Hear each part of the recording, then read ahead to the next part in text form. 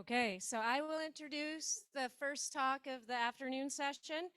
It's called A Case Study of the Hatcher Pass 2022 Valentine Storm Cycle. You probably all remember that. It's a two-part talk with Allie Barker and Kyle Van Peursem. Allie is a forecaster and founder, one of the two founders of the Hatcher Pass Avalanche Center. Allie has years and years of guiding and forecasting and educating skills in the avalanche field. She also is the owner slash, I don't know how to say it, Allie, where you are, but of Chugach Farm. Maybe you've seen her products at the farmers markets in the summer, but Allie runs Chugach Farm and is going to speak with Kyle in a minute. I'm looking for Allie. Where'd she go? Oh, back there. And Kyle is a hydrometeorologist with the National Weather Service. Kyle also teaches part-time for the Alaska Avalanche School. He also has experience avalanche forecasting, and he did this down in California and Montana. And so Kyle and Allie, take it away. Oh, there you are. Sorry. Thanks. Cool. Thank you, Wendy. Appreciate it. All right, so this is going to be a two-part talk. The first part is going to be my part. I'm going to be going over the weather and kind of the pattern setup that led to this massive storm and avalanche cycle. And Allie is going to be talking more in depth about the snowpack and the resulting avalanche activity and the road closures. So I know everyone's going to have questions about that. So let's get into the weather. All right, so I'm going to talk about the setup to this storm. So what we're looking at here is a simulation of the snowpack at Independence Mine using the Swiss snowpack model. And I'm going to kind of use this as like a visual guide to step you through the weather in the beginning part of the season before the storm cycle. So Caleb, you said I just hit escape. Oh, there it is. All right, cool. Got a mouse over there. All right, so quick tutorial on this. I'm not going to dwell too long, but what this is you take weather data from a weather station or from a weather model, and you put it through a snowpack model, and it creates a simulation of the snowpack through the year. So these different colors represent grain types, and then the y-axis over here is snow depth. So this is snow depth actually right from the Independence Mine. So the colors here, greens represent new snow. The salmon color here represents rounded grains. The blues represent facets and depth hoar, and then the red striped here represents like a melt freeze crust. So as we start off the season in October, you can see we got about 2 to 3 feet of snow in October. So we're starting off pretty healthy for snowpack, kind of second year in a row we did. And unfortunately, things changed by mid-November, and we go into a cold, dry period. It lasted for almost a month. And you can see how it really led to this development of all the weak layers of depth hoar and facets. It almost faceted out the entire snowpack here. And this kind of set the stage for the big avalanche cycle a few months down the road. As we get into December, notice we get back into more of a persistent storm track.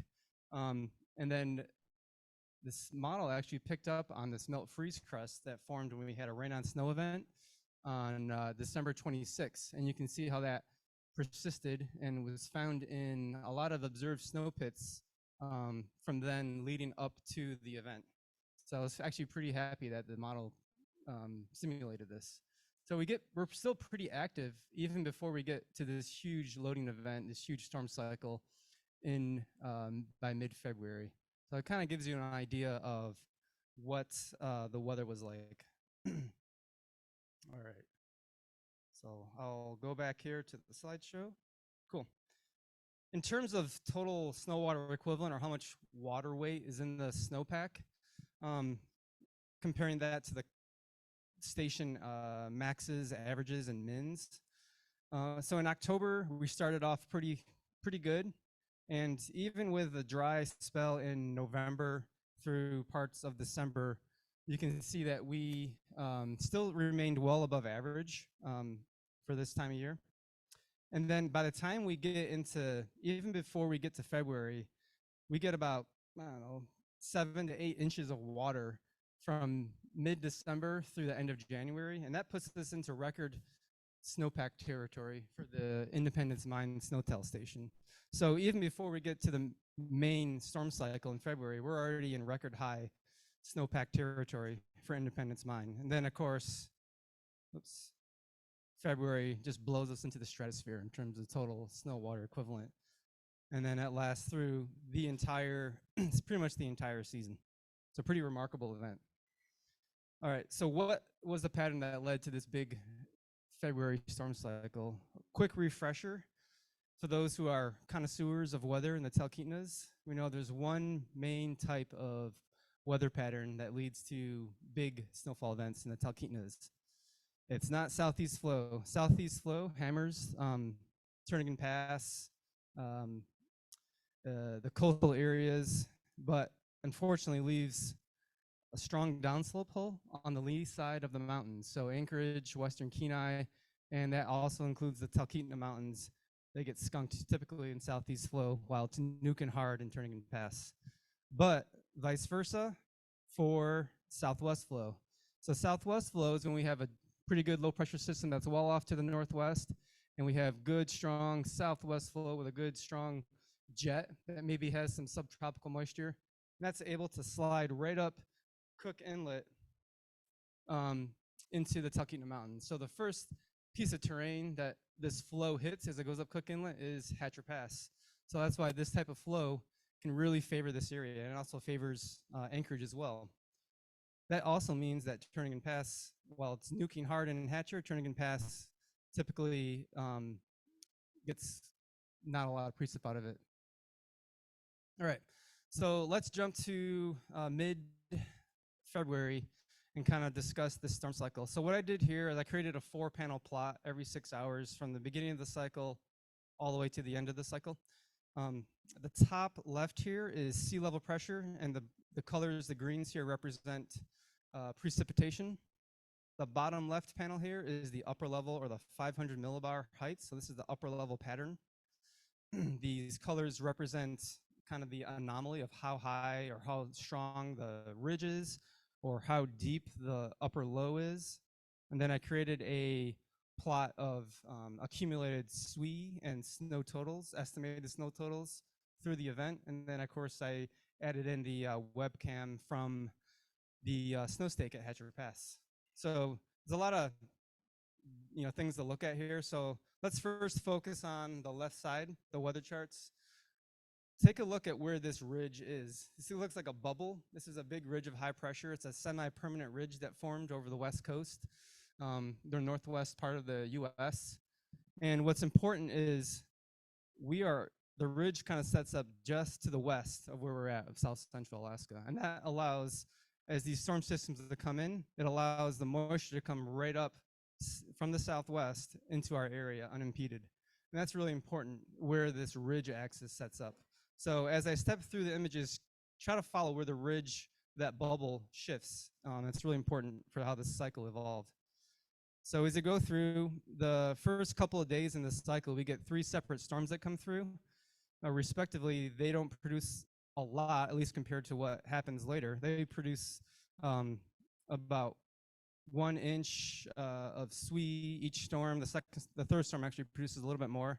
We get a total of about 4 inches of water before our big cycle even begins. So I'll step through this. Get first storm that comes through here. Produces about 1 inch of water, foot of snow. Right behind its heels, another one comes in. Produces another foot of snow, 1.2 inches of water. Notice where our ridge is. It's just off to our east, allowing the flow to kind of come right up into South Central. And then another storm comes in right behind that. So this is system number 3. And the ridge is just kind of directing the storm track right into the center of South Central Alaska. And this one was a wetter storm, a little bit warmer, produced almost 2 inches of water with it.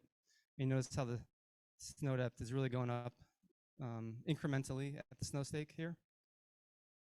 All right, so now we're setting the stage for the first big event. This is going to be we call it the Valentine's Day storm, even though it's after Valentine's Day. So look where the ridge is right here. Again, just off to our east. We're getting, look at this, moisture that's extending all the way down from the subtropics. So this is an atmospheric river. Strong winds are pulling that moisture up and directing it right into the Talkeetnas. And watch as the snow state gets buried with this. And this is when the major avalanche cycle begins, where all the major slide paths rip out. This is on the 18th. Snow stake is gone. I'll go through that right now. You can see it was just nuking hard. So totals from this first big storm, 3.5 inches of SWE.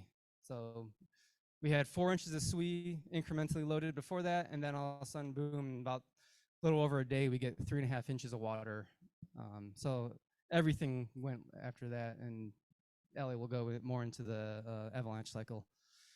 All right, what happens after that is that system was so strong that it actually tilts the ridge to the east and pushes it out of the way, allowing another ridge to build in behind that. And that actually gives us a period of kind of high pressure, decent weather, allowed them to go out and fly and do recon on the avalanche, all the avalanche carnage that happened with that cycle. And you can see we're now, the ridge is to our west. So we're getting northerly flow, it's drying out, it's decent weather. But we got one more system coming in. And this is going to be considered the President's Day storm. And watch as that ridge shifts off to the east. Deep low comes in, pulls in a lot of moisture from the subtropics, and it nukes hard. 22nd. Look at that. The snow stake's gone. Never going to see it again for the rest of the season. So this storm produced 3.7 inches of water, almost 3 feet of snow with it. So storm totals from this event, we estimated about 90 inches of snow and almost a foot of water. These are incredible numbers for the Talkeetnas. This is what you would see in like a coastal type event in the Sierras or in the Cascades in the coastal Chugach, not in a continental snowpack in the Talkeetna Mountains. So this is an incredible event that happened here. I kind of want to put this into perspective, looking back at historical records for what we do have. Independence Mine for the month of February picked up 13.6 inches of water. Lower down just above Ski Talk, the Frostbite Snowtail picked up about 11 inches of water. What's cool is the NRCS, they also do manual snow courses, and these have a much longer period of record, so we can go back and look and compare how much snow and SWE was accumulated all the way back to like the 70s. So this is how much SWE was gained in the month of February at these snow courses. So we're talking from 10 inches down at the Little Susitna snow course all the way up to 22 inches of water up at the Birthday Pass snow course, which is above the mine. So 22 inches in 1 month is just phenomenal. Like you hardly even see that at Turning Pass. That would be like a historic year for Turnagain. So these are huge numbers. And these monthly gains were the #1 highest monthly gains through the whole period of record for these snow courses, which have period of records that go back 50 years, 60 years. So this was a historic event for sure. Surprisingly though, the total snowpack on the ground at the end of February was only 3rd or 4th all time for these sites. So this means that historically there's been bigger years, but there really haven't been any months that were bigger than this one that have been measured. So this was, in terms of the year, it was big, but not as big as like 1990. 1990 was the #1 month for the end of February, was the #1 all time for most of these sites. But unfortunately, we don't have automated records going that back far, just manual snow courses.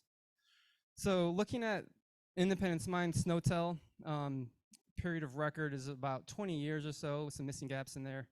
But for all-time monthly precipitation, or SWE, most of the time, our heaviest precipitation occurs in the fall. This time, #5 all-time month was February, 13.6 inches, and it was the wettest winter month ever recorded at this site. Looking at 10-day precip, February was 3rd all-time and the #1 wettest 5-day or 10-day period in the winter. And for 5-day precip, 4th all time with, again, still wettest during the winter. 3-day precip, 4th all time, wettest in the winter. So what we can conclude, I think, from these records is that in at least the last 20 years, this has been the largest multi-day storm cycle that this area has seen, if not longer. And for terms of like total monthly gains in the snowpack, this is likely the biggest month. February was the biggest month that we've seen in probably 60 years of record keeping. So that kind of puts everything into perspective, I think. So I think this is a good handoff now for Ellie to talk about the carnage that we saw from this storm cycle.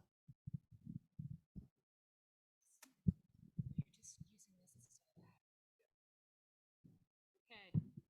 Thanks, Kyle. You put this into perspective for us. The year of facet crust sandwiches, that's what last year was, and it seems to be more common these days. Can you hear me all right? So early season snowpack at Hatcher Pass, if you haven't already guessed, in a typical year, it's clear and cold. We have some wind redistribution, basal facet formation, and small storms with additional snow accumulation with incremental loads that just continue to tease the persistent weak layers. And then we get big dumps, big avalanches on persistent or deep slabs. Repeat. That's pretty much our program. If you, let's see.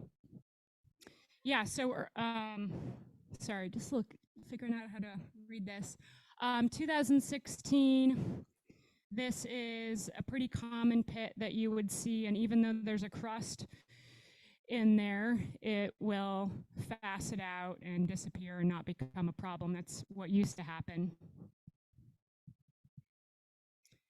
2017, this is more common of what you would see in a pit at Hatcher Pass with some nice depth ore and facets at the bottom of the pack, which soon enough becomes the entire pack. So last season was very unique and, like Kyle said, historic. December 26th, we've got a rain event above 5,000 feet. January 2nd, we have the Bora winds, the very strong 80, 100 mile an hour winds, which weren't quite as strong at Hatcher, but still did a bunch of damage. January 21st, another rain event. January 25th, a widespread natural cycle. This is the result of, let's see, this was January 2nd, right after the Bora winds. It's Marmot Gully 1, so viewers left to Presidents. It was a D2.5. R3, ran to within 50 feet of the road, and the top of the debris pile was constrained to a gully feature about 100 feet wide and 20 feet deep. This path will go again in another month to even larger size.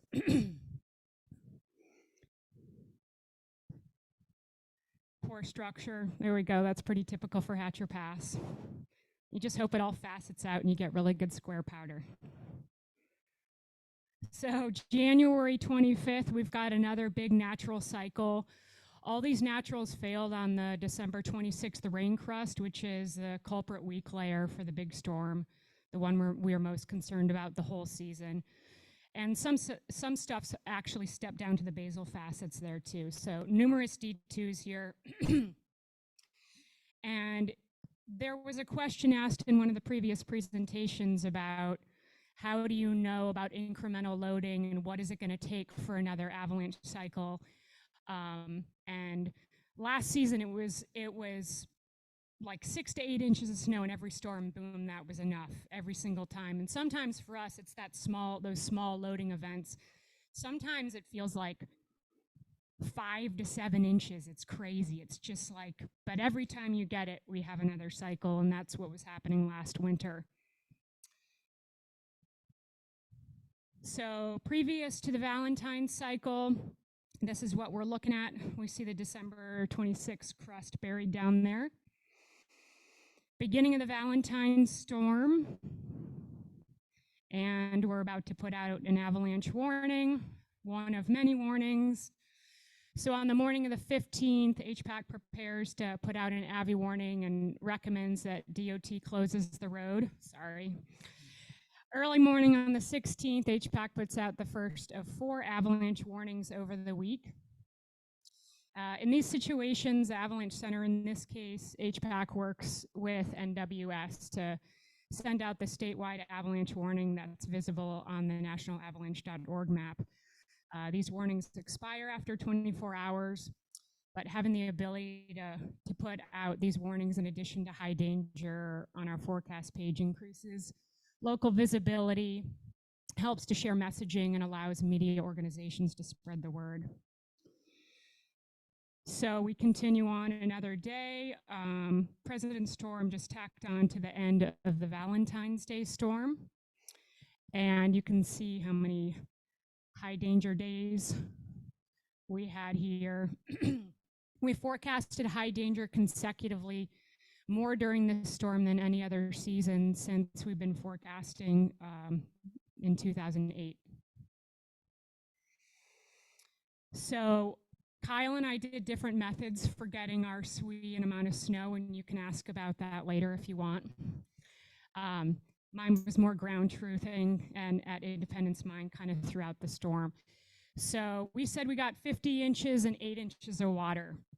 This is insane. 8 inches of water, I mean, historically 1 to 2 inches of water at Hatcher Pass was like, oh my God, 1 to 2 inches of water. You know, it felt like totally crazy for a storm. So we never even imagined what could happen with this amount of water. We're obviously having warmer, wetter storms midwinter than in the past. If we compare Valentine's President's Storm of 2022 to Easter Storm of 2021, if you remember what I talked about last year, we see that, well, we received 2 inches of water last year in that storm, which was a major storm with a lot of big avalanches, but compared to 8 inches this past year. So both had significant effects. The snow stake is buried, as well as the road, the lodge, a lot of other things. Excuse me. So aftermath of the storm, there's a lot of things going on. We had a significant natural cycle with several D3s and 1 D4. A historic avalanche occurred on Government Peak, which is not in our forecast area, but close by. And a historic avalanche was observed. It was the east face of Government, and it came within 100 yards of the bike trails. So that was kind of a big wake-up call for the Matsu Borough and everyone who lives over there who said they designed those trails thinking an avalanche could never, ever come within miles. So that was a pretty big deal. 7 avalanches crossed and buried the road. Fern, Marmot 1, 2, 3, the southwest face of Marmot above Fishhook, which people probably didn't see, the standard up track on Marmot. That all went across Fishhook, down in the creek and back up the other side. Arcos Ridge, Punk Spines, Waterfall Path, those all came down and hit or crossed the lower road. So this was larger, more destructive than the Easter cycle of March 2021. There were more paths, wider debris, deeper debris, longer storm duration, and significantly more SWE. And the past documented most of these in my records since 1934 that I've been working on. These paths, some of them, a few of them are documented happening in the 80s and 90s, sorry, 70s and 80s, 1 in the 90s, but never all 7. So we'll go through a few photos here.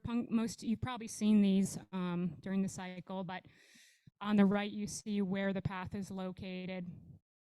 On the left, the actual photo when I flew over and documented the whole event. So the average depth of debris on the roads was 10 to 12 feet, with the deepest spot being 22 feet deep. Avalanches range from D2 to D4, with most around D3.5. So the 7 pads here crossing the upper road. The Government Peak Avalanche, even though not in our forecast area. Let's see if this works. I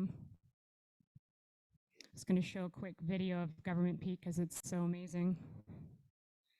Oh, there we go. Okay, so this is the east face of Government, and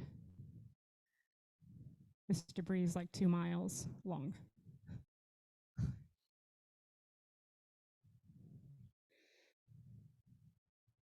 This is the path that came within about 100 yards of the bike trails at GPRA. Multiple bowls funnel into this. Pretty impressive. 2 paths reached and crossed the road off of Arcos Ridge near mile 11 here. So this is just below Ski Talk. We've never observed those that big. This one was hit a small cabin down in the upper right. Archangel 1 and Fern. 20 feet of debris on the road. You can see the road in the top right there.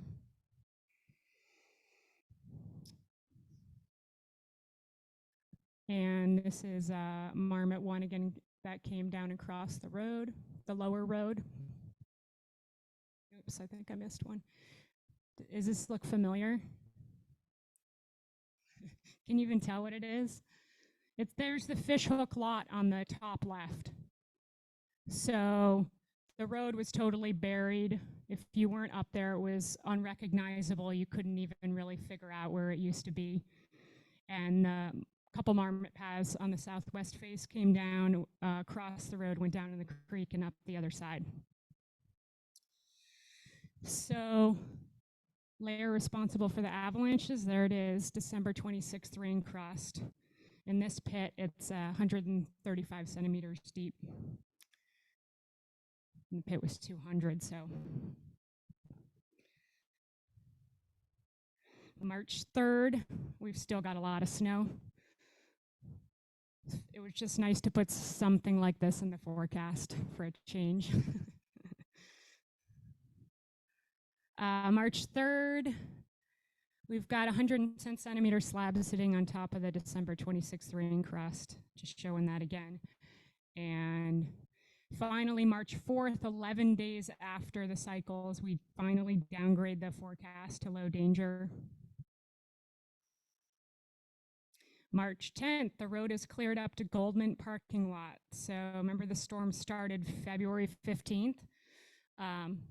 Started clearing, part of that road March 10th. This is that building on the right side just before Goldman that now is totally destroyed from the snow load, but buried. This is around this photo and the next one are thanks to DOT. And this is about April 20th. This photo, you can see all the machines. It took a lot of work to clear that road. It's kind of amazing they actually did it. 2,600 feet of road was covered in debris, averaging 10 to 12 feet deep, with the deepest spot being 22 feet. Both the upper and lower road took a week to clear. The upper road took a D8 bulldozer, 2 D3s, 2 loaders, 1 blower, 1 grader, along with all the support vehicles on the crews.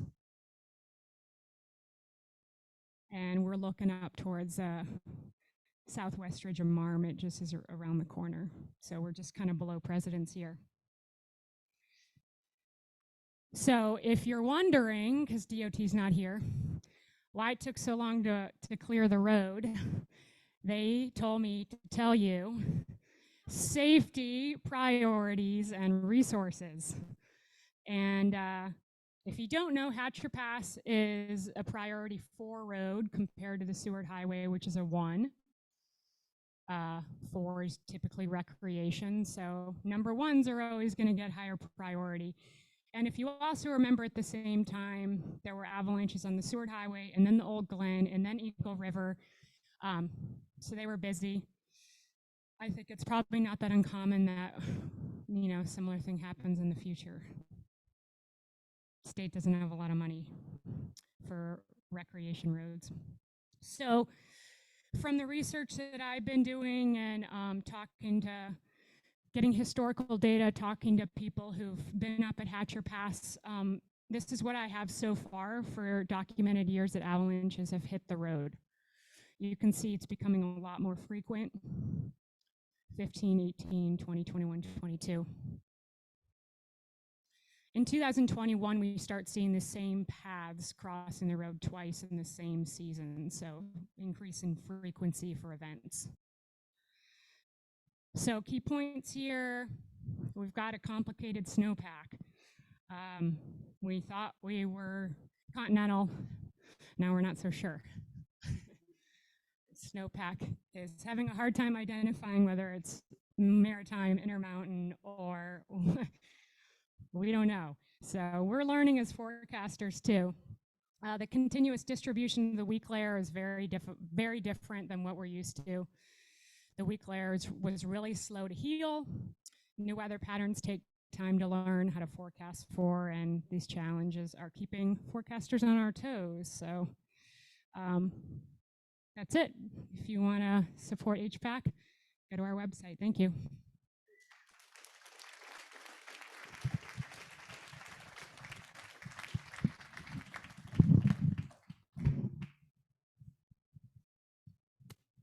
Oh yeah, question, sorry.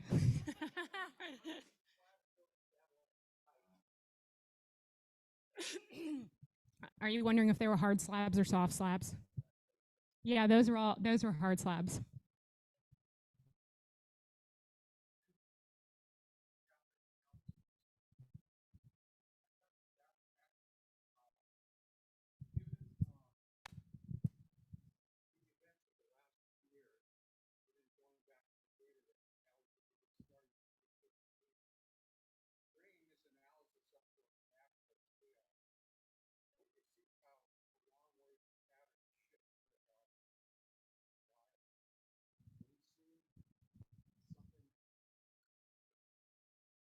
That's a tough question to answer. I don't really have a straight answer for you on that. It seems, anecdotally speaking, that Pacific Ridge is becoming more and more dominant during the winter months as time has gone on. And again, it all depends on where that ridge sets up. So if that ridge is a little bit further to the west and it's centered, you know, just to our west, then we're not going to get any snow. And vice versa, if it sets up a little bit further to our east, then we're going to get hammered. So I'd say the likelihood of us seeing storms, you know, even half this magnitude is going up for sure. Definitely going up. But year to year variability, it's hard to say. So.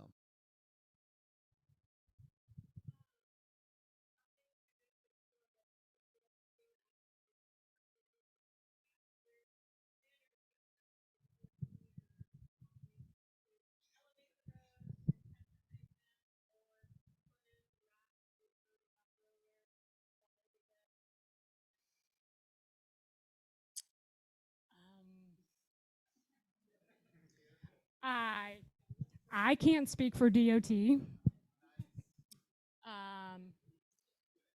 We've been working on an assessment of Hatcher Pass it's a couple-year project that we're doing. And hopefully what comes out of that is more people, more help, more resources. My personal opinion is we probably won't see anything because this state, you know, because it's classified as a number 4. So that's something that you should talk to your legislators about. And, you know, similar to some of the work that many of you have done down have done for like Turnagain Arm parking and stuff like that. You know, these are the not to get on a soapbox, but these are some of the issues that if we really want to come up with ideas or strategies, knowing that we can anticipate more storms like this, we're going to need to go to the legislature to tell them what we want to see.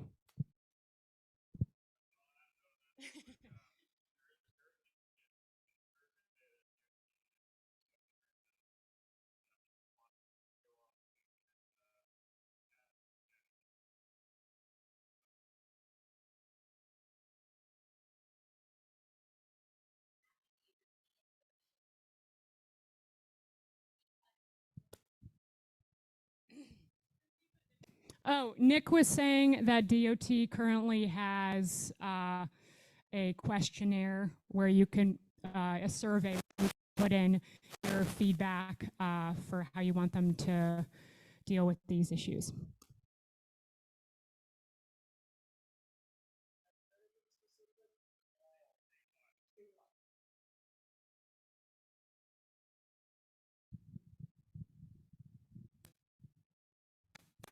Thank you, Kyle and Allie. I think there are probably more questions coming your way. Interesting, really interesting seeing the historical aspect of that. This next talk also has to do with last winter, and that is going to be given to us by Trip Kinney. And Trip is Arctic Valley Ski Patrol. That's not his main gig. He has another day job for his main gig, but it's not avalanche related. Trip also has been a former board member for the Alaska Avalanche School and basically volunteers a whole lot of time to the avalanche community in general. And he is going to be talking about the avalanche, the story behind the avalanche that happened on the Hiland Road last year. Trip?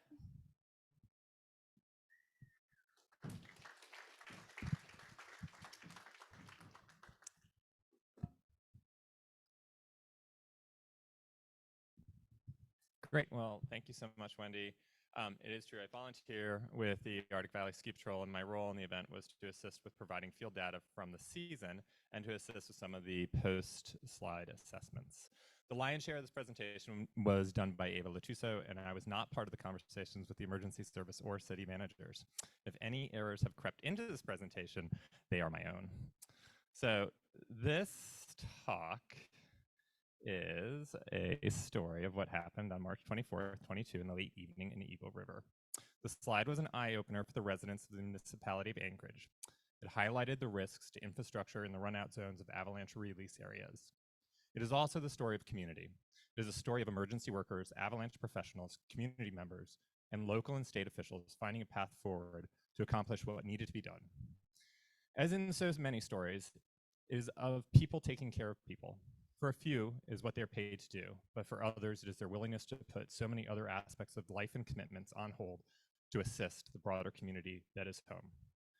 A story of the Hiland community coming together and caring for each other.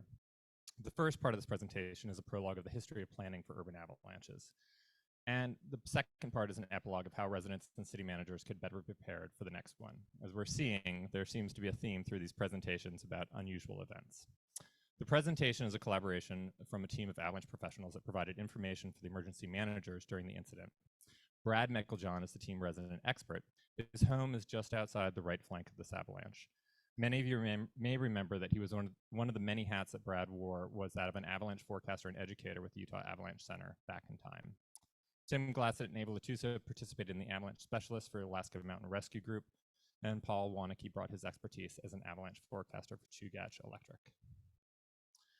So this is one of Brad's favorite quotes, not being here, traveling as he is, but humans are rationalizing, and we want to appear reasonable to ourselves and to others, most likely. For folks that are not from this area, the South Fork of the Eagle River Valley is located in Hiland Road. It's marked in blue. It's nestled between two fingers of Chugach State Park land. The park has 500,000 acres of public land and creates a stunning backdrop for the surrounding communities. There is no avalanche forecasting for Chugach State Parks or the municipality, nor staff designated to perform these tasks. The Chugach National Forest Avalanche Information Center, based in Girdwood, hosts the digital platforms for submitting and sharing snowpack and avalanche observations for this zone. So South Fork Eagle River, of course, was located in the traditional Dena'ina peoples area. The valley continues to be used for subsistence harvesting. The first permanent structures in Eagle River likely began to go up around the Alaska Railroad when it was built in 1915. The next major influence for the area came with the building of Elmendorf in the 50s. And then the area exploded in the 70s and 80s, accelerating urban sprawl and homesteading up these valleys, including the South Fork Valley. The map that is up on the screen shows the network of roads that are encroaching all along the hillsides. So, cutting to the toe of the slide. So on 11:30 p.m., March 24th, a large natural slide came down from the Three Bowls slide and hit Hiland Road.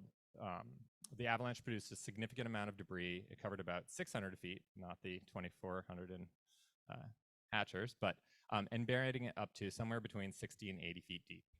The debris extended into residential land, damaging a few small structures and property. It stopped within feet of occupied homes, but no one was hurt and none were destroyed. After avalanche mitigation was completed on March 27th, they were able to open the road on April 4th to local traffic and then on April 12th to all traffic. So urban avalanches are well-known events in many mountainous areas around the world. However, the risk of avalanches is largely ignored or minimized by most until it threatens something that they value. When we look at the hazard risk equation of avalanches and look at exposure, nothing gives you longer exposure than building a permanent structure in a potential avalanche path. Before written language, cultural groups traveled through mountains and across many zones throughout the United States and mountainous areas around the world. And they shared stories and model behaviors about traveling in avalanche terrain. And I found this traditional song from an ISSW paper in 2002 that talks about just being in the mountains, imploring the spirits for safe passage in and through avalanche terrain.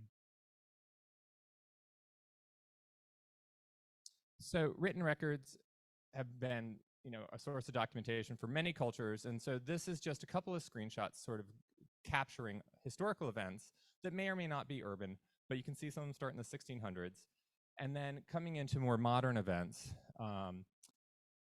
And again, just a quick ISSW literature search shows at least 8 presentations in the last decade focused on urban avalanches, and then many more through the years. Literally a decade ago, Janet Kellum gave a presentation at the ISSW in Anchorage about urban avalanches in the Sun Valley area in Idaho. Urban avalanches aren't some mystery, it's just if the communities are paying attention. So many more researchers and communities have shared their experiences. As we continue this talk, we're just going to keep that in the back of our heads. So here is a picture of the Three Bowls area from afar. This is taken from about 2.5 miles away over from the Arctic Valley Ridge area on Rendezvous. It's 3 larger interconnected starting zones that are almost a mile across. And the highest ridgeline is about 4,400 down to about 4,000. The steepest run falls about 2,600 feet vertical over a course of 7,500 feet or 1.4 miles, terminating at an elevation of 1,900 feet. At about 2,500 feet elevation, all the bowls funnel into an hourglass-shaped constriction. Then they share a combined runout at about a 20-30 degree gully until they reach the low-angle terrain in the terminal runout zone. The terrain is a mosaic of tundra vegetation and rocky terrain and is almost exclusively above tree line. The Three Bowls avalanche path is well known to locals from Alaska and the Anchorage area. There have been 2 fatalities and 1 near miss that's been recorded in the US Avalanche database. All of them tend to follow the same playbook and have similarities. The Chugach Front Range harbors continental snow climate, and which is shallow and dry, gets whipped around by high winds. Snowpack habitually grows large depth-hoar crystals at the base and various wind crusts in distinct layers.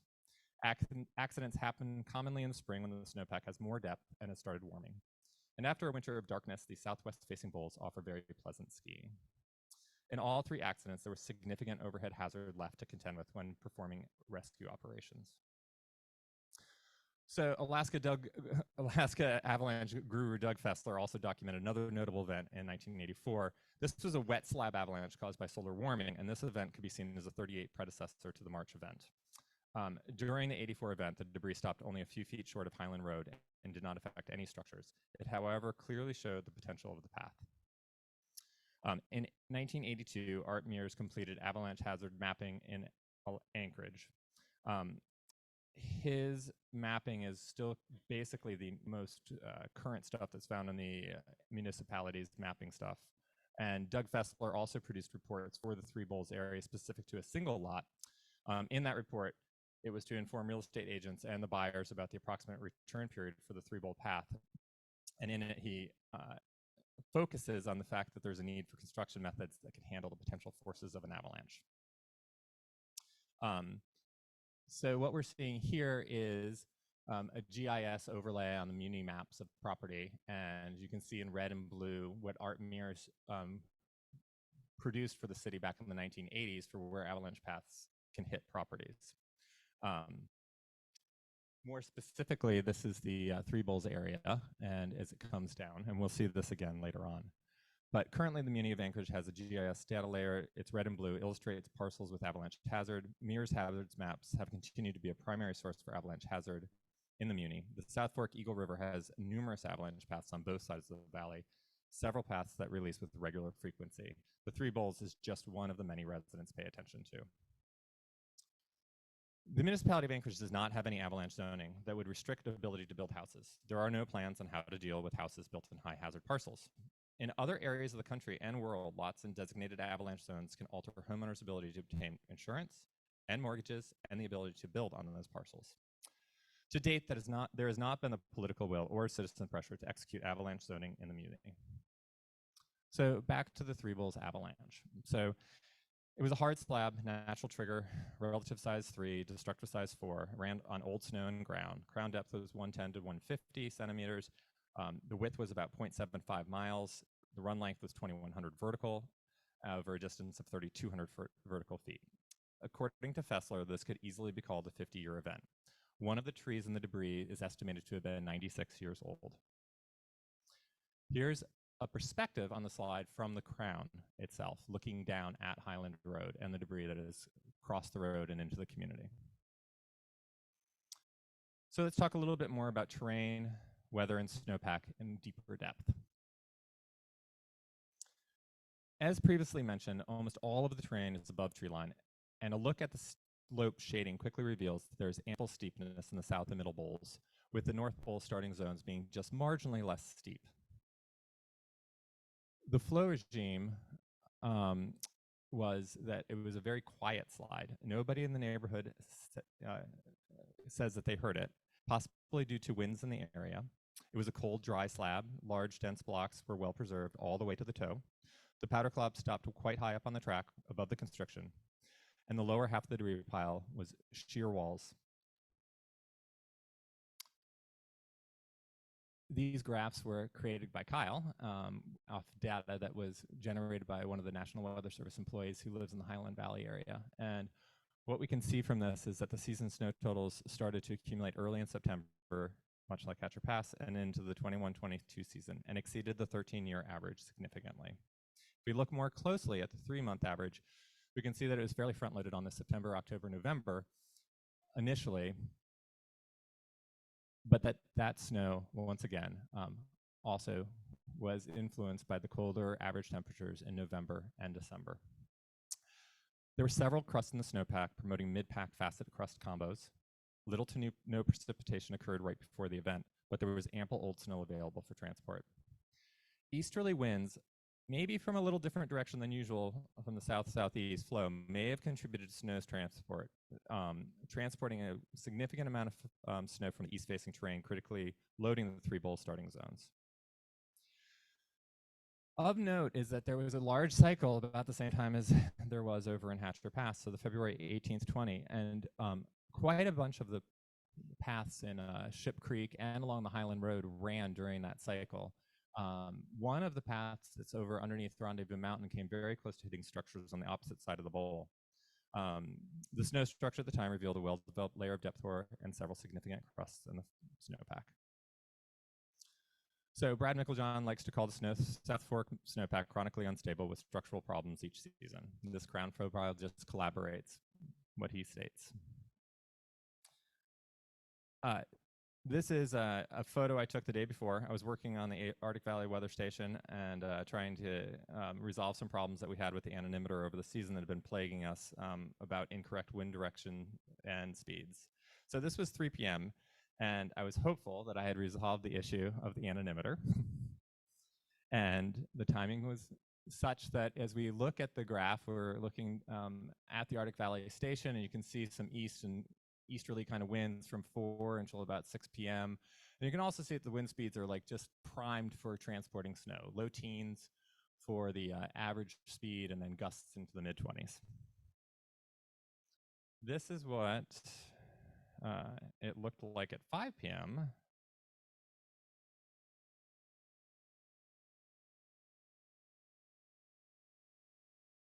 from the top of the T-bar at Arctic Valley 2 hours later.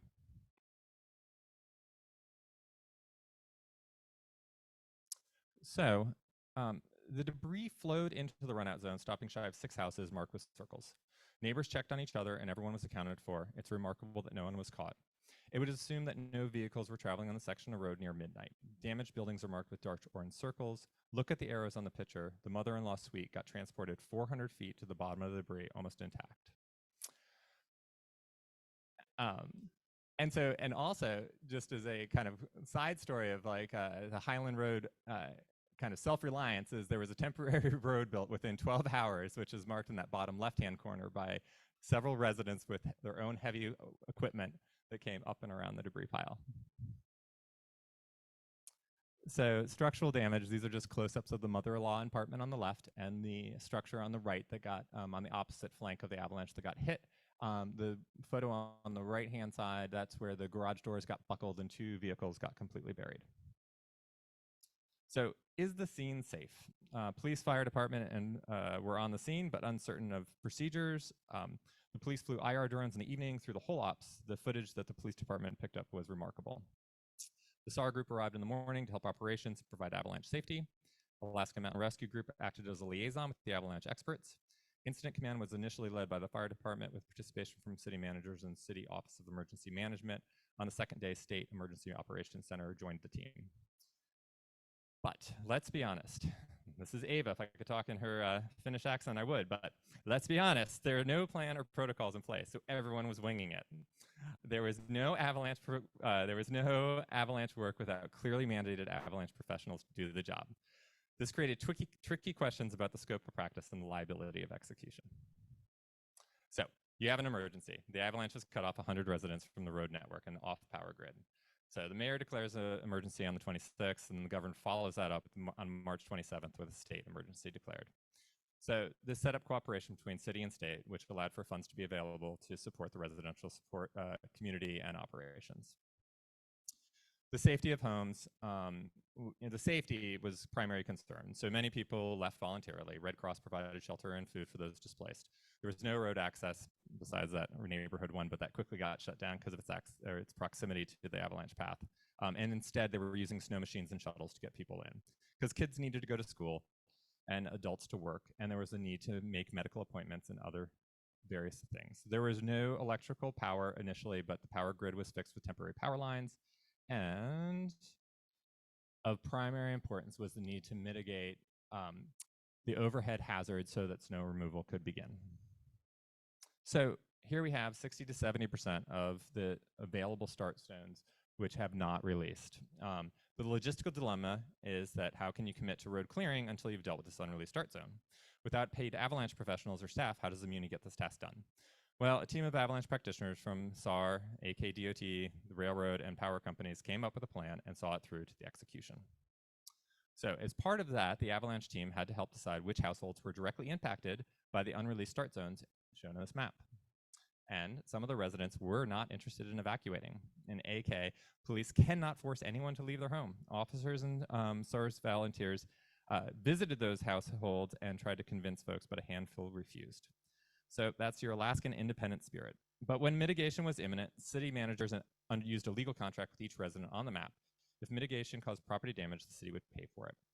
Even at the final hours, some residents were still very resistant to leaving, and it turned out to be a very big ask for those residents to leave their home. It took a lot of negotiations to accomplish it, and most of it was eventually accomplished through community relationships. So there was no precedent to using explosive mitigation in Anchorage above residential areas, and it took many conversations over 2 days to find a way. Lots of lawyers talking to lawyers.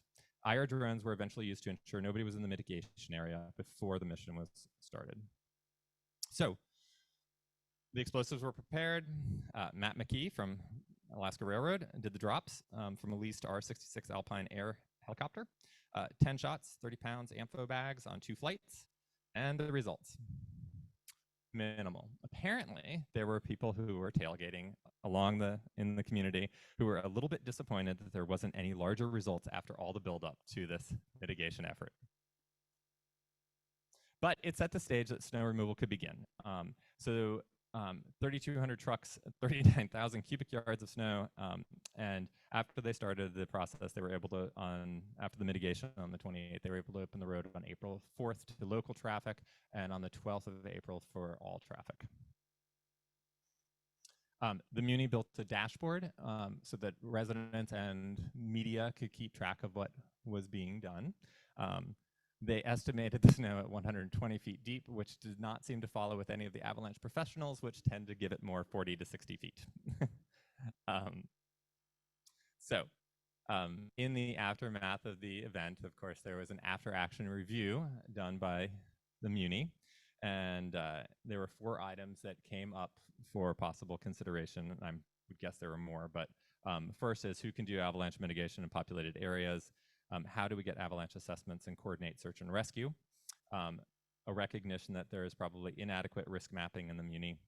And finally, kind of bringing up the problem of the fact that neither the Muni or the state park is monitoring avalanche conditions, and so there's a lack of information from that aspect. If we come back again, and this is an overlay map of just the Mears avalanche path, or his hazard maps from the 1980s and the actual avalanche. And it shows just how great a job those maps did in forecasting where this avalanche might go. So what about the future? Some improvements have already been accomplished. The municipality is creating a memorandum of understanding with SARS organizations about the capabilities of working during residential avalanche incidents. Friends of the Chugach Avalanche Center are making progress towards providing backcountry avalanche information for the specific recreational zone, which could keep residents in the know as well. But Hiland incident created a lot of conversations across the Muni. There are other Anchorage Front Range neighborhoods in avalanche-prone locations. Girdwood has locations, and here's the Max Path slide right outside the Day Lodge. And then also the Crow Creek area immediately pops to mind. Interestingly, at the same time that the Hiland Road incident was occurring down in Juneau, they were in the process of updating their avalanche hazard assessment and landside assessment. And apparently a company called Tetra Tech had released a report in 2021 that then was revised and accepted in April 2022 after many committee meetings, but I'm still not sure if it's been clearly adopted down in Juneau. Alaska is no stranger to urban avalanches, and unfortunately the avalanche that occurred in January 2000 in Cordova was a significant residential avalanche that killed 1 person. 1 person was severely injured. 5 houses, 2 warehouses, numerous outbuildings, cars, and boats were destroyed. In this incident, the community received FEMA federal money, and the community was able to use those federal funds to complete building buyouts and provide avalanche zoning for the city. So we're kind of back to where we started. Human beings aren't rational animals. We're rationalizing animals who want to appear reasonable to ourselves. And so events like this can create awareness about avalanche hazard that can impact residential infrastructure. It could be a window and an opportunity to improve pre-planning for emergency response and engage in crucial conversations with community. With floods, hurricanes, and fires, many communities nationwide discuss relocation versus rebuilding. With increasing extreme events, how will the future look? It takes will from policymakers and communities to make some difficult decisions with long-term planning in mind. Change is rarely welcomed by all residents, nor is it synced with election cycles or human memory. One thing is certain, is that when confronted with loss, humans have a great capacity to care and seek solutions that appear reasonable, at least to themselves. In closing, this presentation was a bit of a unique collaborative effort. Thanks to Ava Lotusa and to all the collaborators that made this possible. And in the spirit, during Q&A, I would encourage Matt and Paul and Wendy, if you're present, and Jamie to help with answering questions from the audience. As another side note, the April Tall will have 2 articles regarding the Hiland Road avalanche.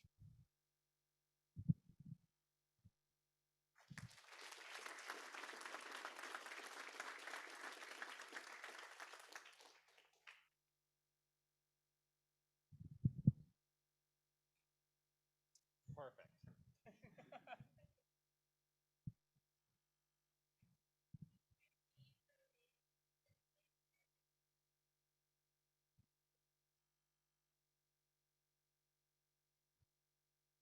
Okay.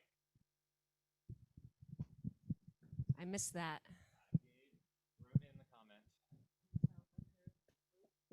It sounds like we got a comment from the audience from afar that the Muni is working on updating the avalanche zoning and that Gabe will be here later and can address that. Thank you so much, Trip.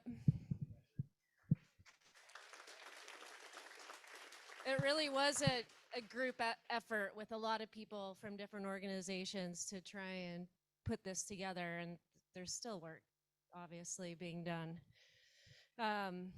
Our last presentation before we take an afternoon break will be 2 folks from the Girdwood area. The title of the talk is An Analysis of a Close Call on Eddy's Ridge.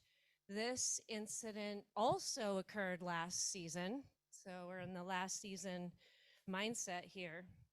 And it will be Mike Welch and George Creighton giving this talk. You probably all know both of these individuals. Mike's a ski guide and the snow safety director for Chugach Powder Guides. He also has his own business, the Sundog Ski Guides. And you may not know that Mike has worked at Arctic Valley, Alyeska, patrolling, Alta, right?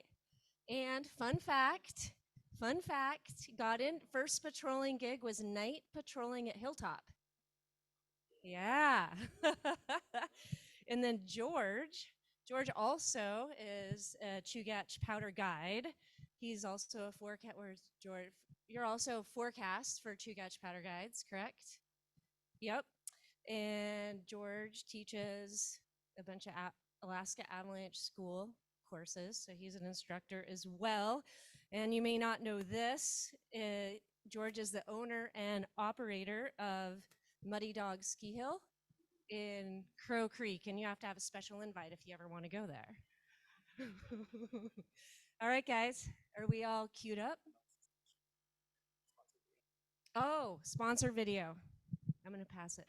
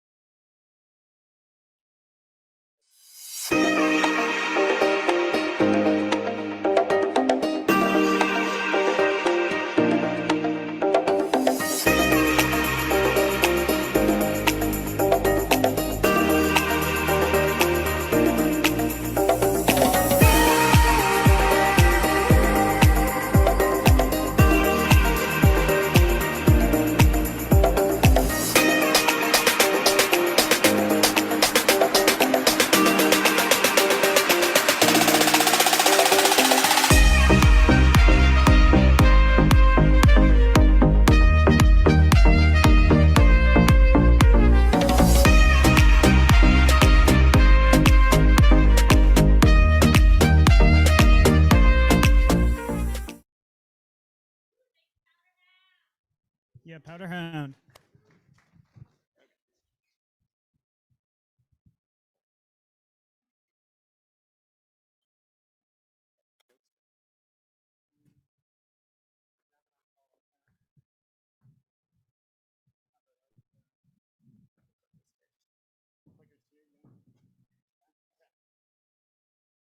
All right. Hey, everybody. I'm George. This is Mike. We are going to talk about an avalanche that we were involved in on Eddies last year. We just heard about some pretty rad, big natural avalanches from last season, but this is going to be a talk on human-triggered avalanche. So Wendy introduced me. I'm George. Been coming to this event for 6 or 7 years, and it's pretty cool to be here talking to all you guys today. Get to ski and work and be out in the mountains with a lot of you over the years. And then I'm pretty excited to be here with Mike. Nice to share the stage with this guy. He's a mentor of mine and definitely somebody with a lot of knowledge and experience out there. So, thanks, George. I think Wendy did a good enough job introducing me. Started up in the 90s and been working in the snow ever since. And thanks, George. Yeah, why are we here? I thought that was a decent question to start with. We are here for a number of reasons. That might be number one. We were coerced into it from some of our friends at Chugach Powder Guides and at the CNFAIC. It didn't take too much, though, because we do value the lessons we've gotten from a bunch of other people over the years. So we believe that after action reviews, is that right?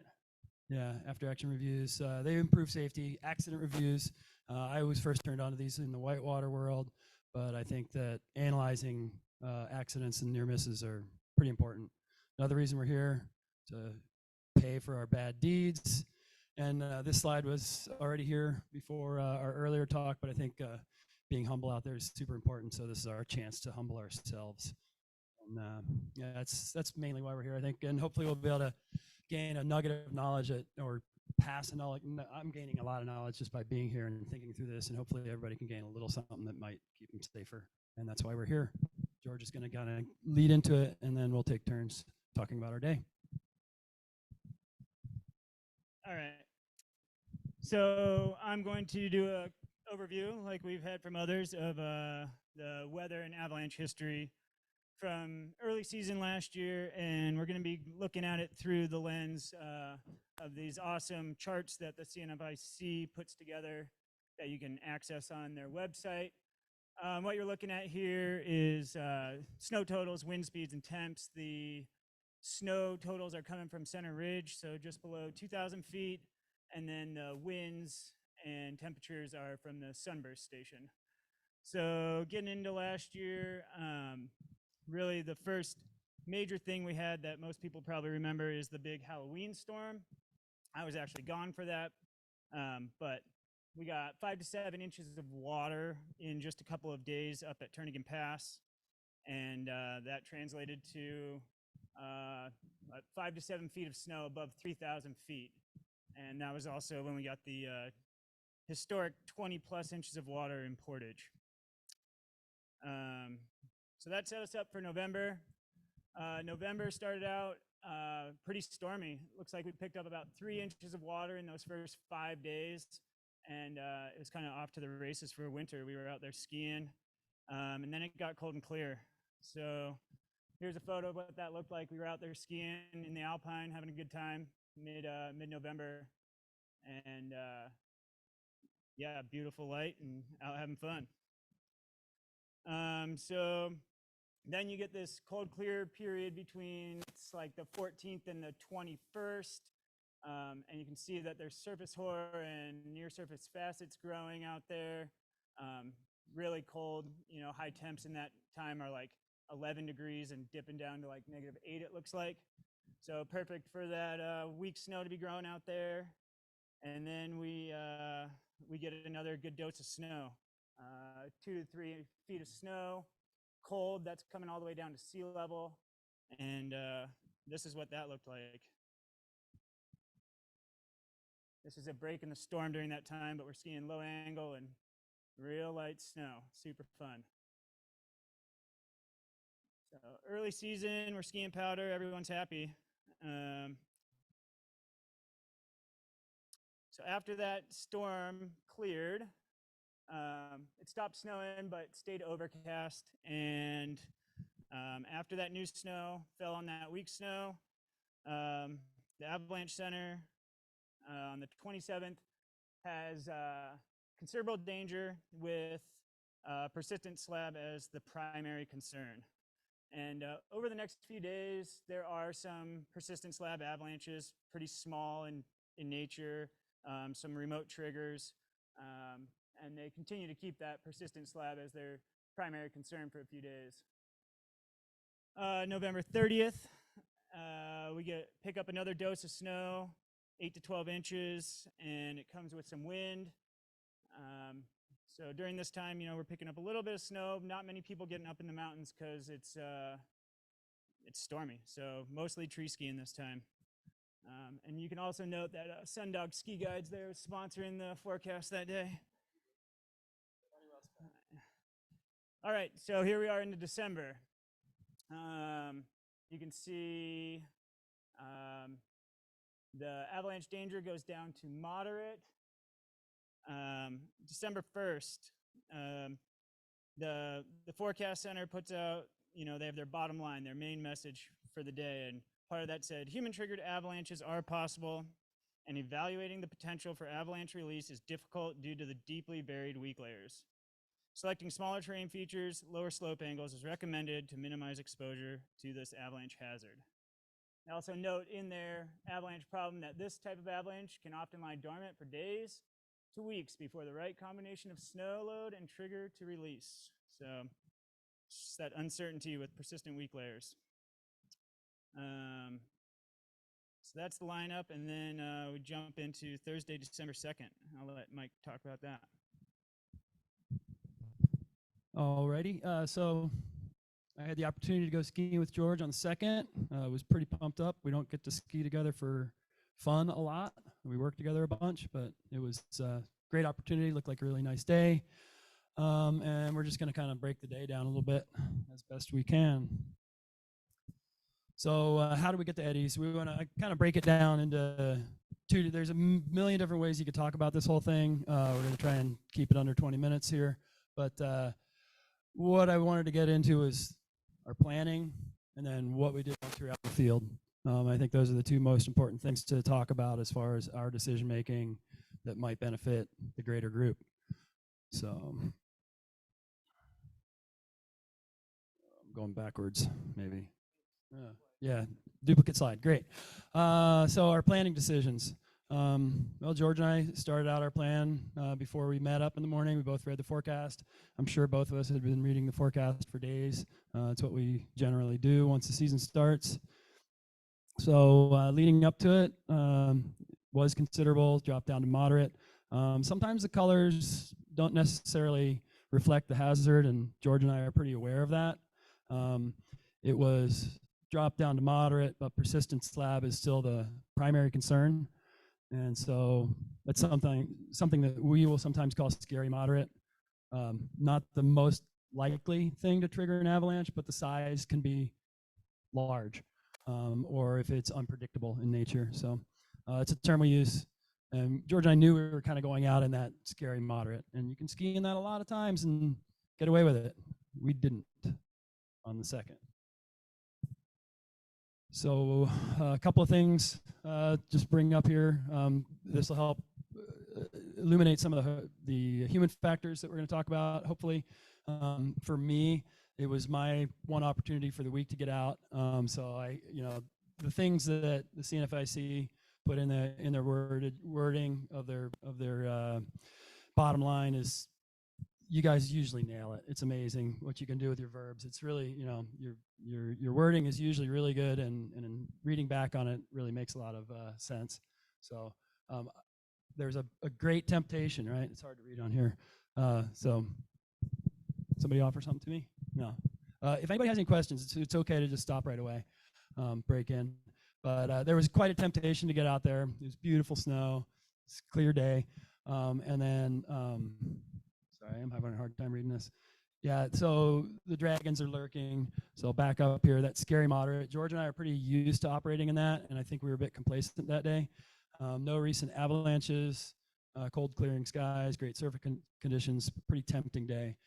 In the planning stage, we talked about things on the way to the pass. We didn't really make a big plan. We weren't at work for the day.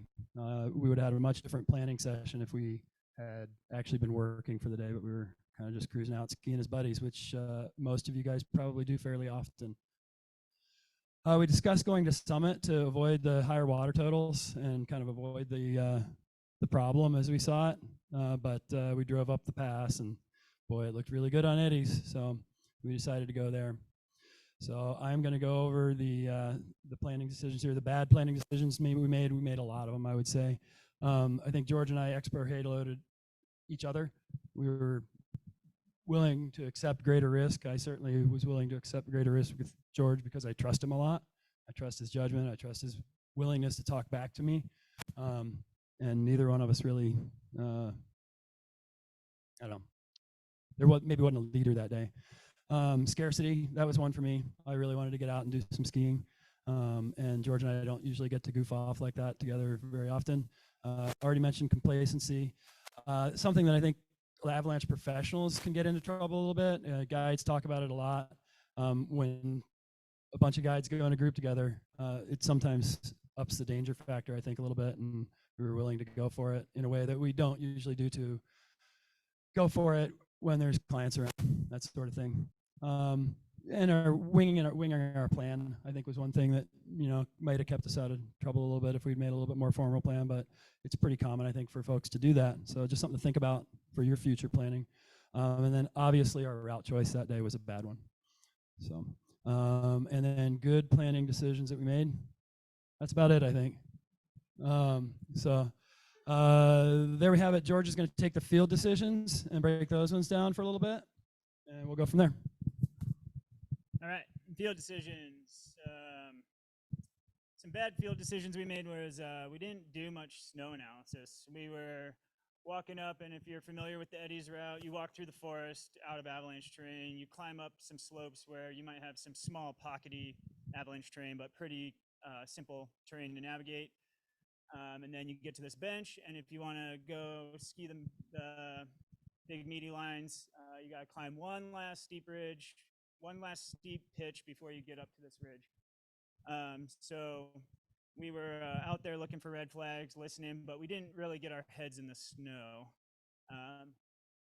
We made an avalanche up there, and this is the crown profile, and we'd like to think that had we dug in the snow and seen something like this, we would have changed our plans.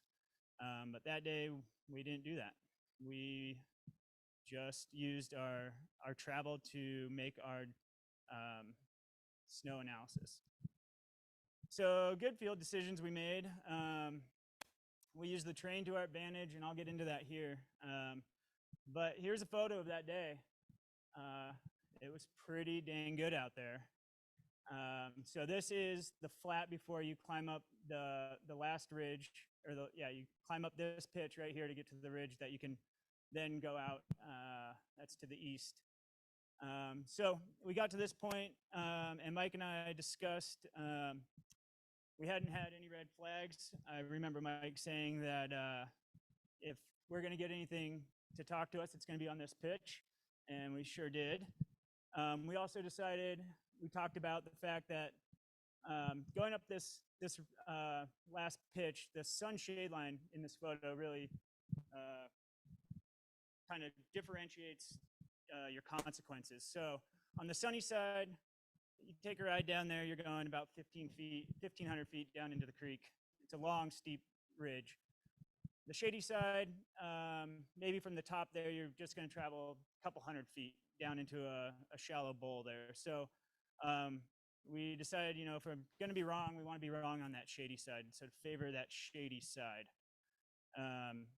And the next thing we decided was that Mike was going to stand right here while I climbed this whole pitch, which is, you know, we spread out an avalanche terrain, right? But that's much easier said than done. it was about 5 degrees this day. And that's a long pitch. It's going to take me 20, 25 minutes to climb that thing. And Mike said, I'm going to sit here, I'm going to watch you get to the top, and then I'll come on up behind you, which I'm not sure would have been my decision I would have made that day. That was a really good decision. So I headed out. There we go. As I'm going up, you can't quite see it here, but where those 3 red dots are actually old apexes to switchbacks, kick turns going up there. So we could tell that people had, there was new snow for sure, we knew that, but you could see some tracks underneath there. The wind had blown in, but it didn't seem like there was an excess amount of new snow. So I took off, and I got about, I don't know, 5 or 6 kick turns in. And as I was making a left kick turn, I kind of made it through there, and it was pretty noisy. And I looked up, and things were crashing above me and to the sides of me, which is a bad place to be. But I was right on that sunshade line, and as things happened, I got turned. My legs and arms were behind me, and I was kind of penguin sliding down that stub ridge, looking at Mike, and he's looking at me. And I'm just waiting to pick up speed and get avalanche down this mountain. And I just stopped right there, which was really good. So I kind of dusted it off a little bit. See, from Mike's view, there I am, stopped, and kind of talks about the consequences there. Had I gotten dragged off into the shady side, I would have stopped somewhere in there. If I got dragged off into the sunny side, it would have been bad down to the bottom. So yeah, the other thing we did good that day was going one at a time through the crux. Another photo here. Looking down, I hiked back up to do a crown profile, so you can see the bed surface. I boot packed up there. Mike had eyes on me, but you can see how large this avalanche is. It goes way down in the sunshine, way down that ridge. I think it ended up being, I don't know, half mile or more wide. It was big. It was about 1 meter deep on average, and it thundered all the way down into that valley. So it scared me. There's another view from down the ridge. You can see the crown there. And then we went up to the pass afterwards to get a view from the tin can lot, and there's a view of the entire thing. So it was a big one. Definitely had me thinking. And there's a whole bunch of takeaways from it. One big surprise for me is that was a tremendously soft slab that I wouldn't have thought could have that much propagation potential, but soft snow can be cohesive in avalanche. So that was my perspective, and Mike's going to talk a little bit more about other happenings then. All right. Yeah, like George said, a couple of things.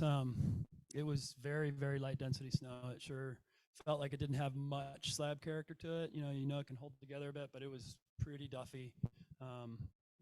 Yeah, that was one thing I thought was pretty interesting. But it turns out that event was not isolated. We were not the only ones to trigger something that day. Next day's forecast was pretty illuminating. There was, I don't know, maybe 4 or 5 different human-triggered avalanches that day. Another very notable one on Magnum. There's a great video. Didn't select to include it, but this is an interesting little bit of time to look back in. Thank you, folks at CNFAIC, for compiling all this stuff. You can look back into incidents for years and really check stuff out, and it's an amazing way to look at it. And I just got into it more than I ever have with this whole thing. So, but the digging into it, it was a pretty interesting few days for sure. I think that on the 3rd, if you guys remember, there was somebody who was buried in Seattle Creek. The very next day that we did our, the day after the 2nd, somebody was buried without a beacon. They got dug up, thankfully. But there was a number of near misses after this. We just happened to be somebody said canary in a coal mine earlier today. We were the canaries, I think. There's a lot of good things from a lot of talks today that I wish I could have put in here. Really good stuff for sure.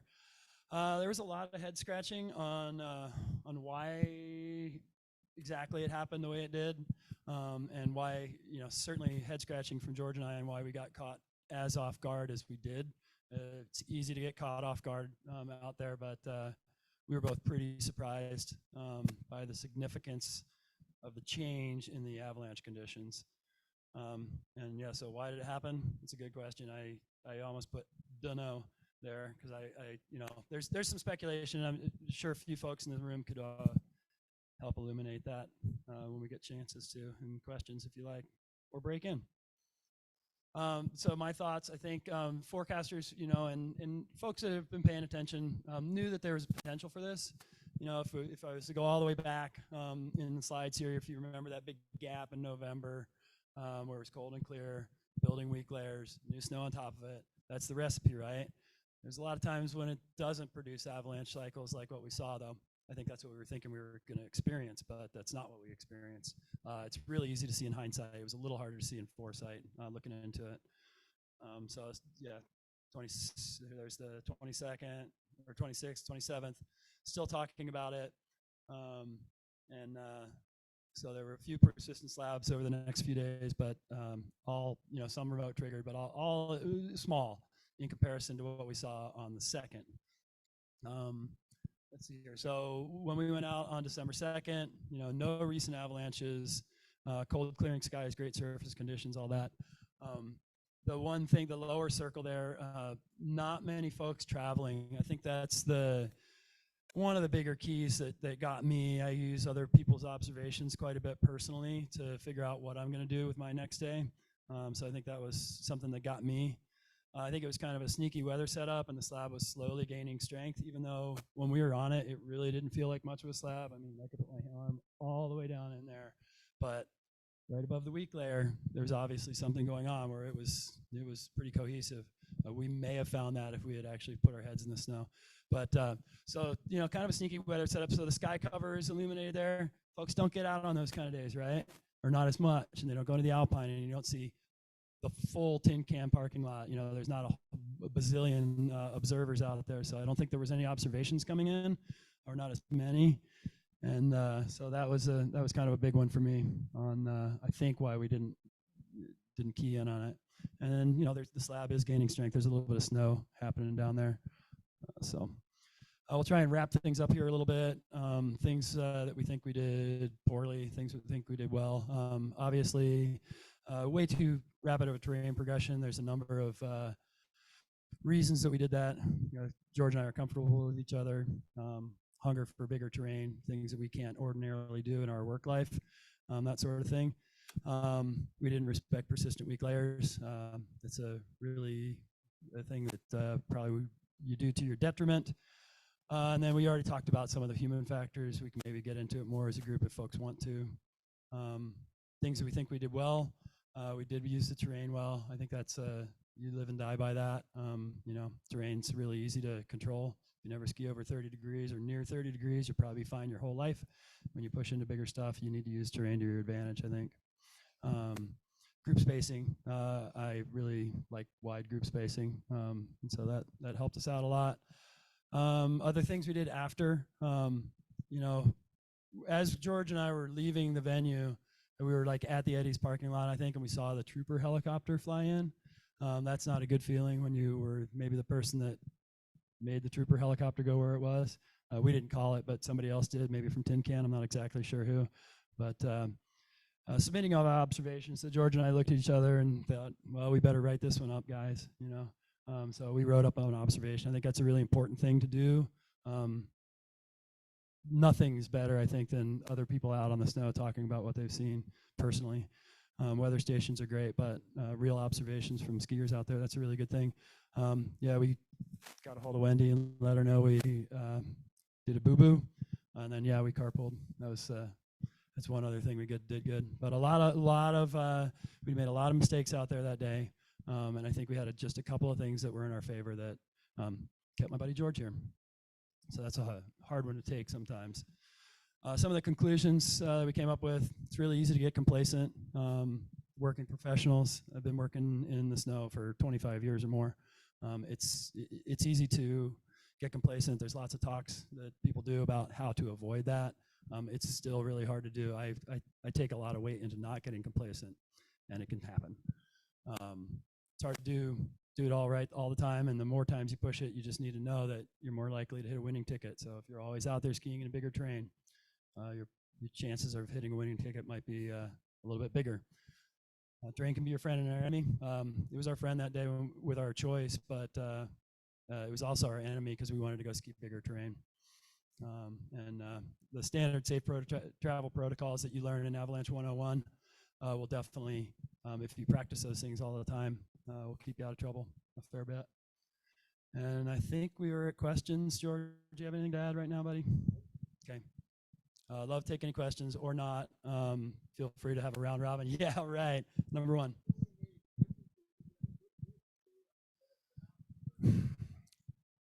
George and I have been scratching our heads on that. We certainly, I think we would have found the weak layer. I don't know whether we would have found the test results to change our opinion. I'm not sure about that. The weak layer I think would have been really easy to find, but I'm not sure whether that would have changed our decision. Honestly, if the slab had fallen apart and the ECT didn't all the way across, I think we probably would have headed up. Yeah, I think, I think just the presence, we knew there was a weak layer down there. We were focusing on the slab characteristics, and that's what we were thinking was going to keep us safe. I mean, I was constantly like stepping in the snow, feeling it with my feet and stuff, and that's what I was thinking about, was more about the characteristics of the slab rather than whether it, I knew there was a weak layer there. Yeah, so if we would have got a, propagating ECT, probably would have backed off and just skied mellow powder. I don't know.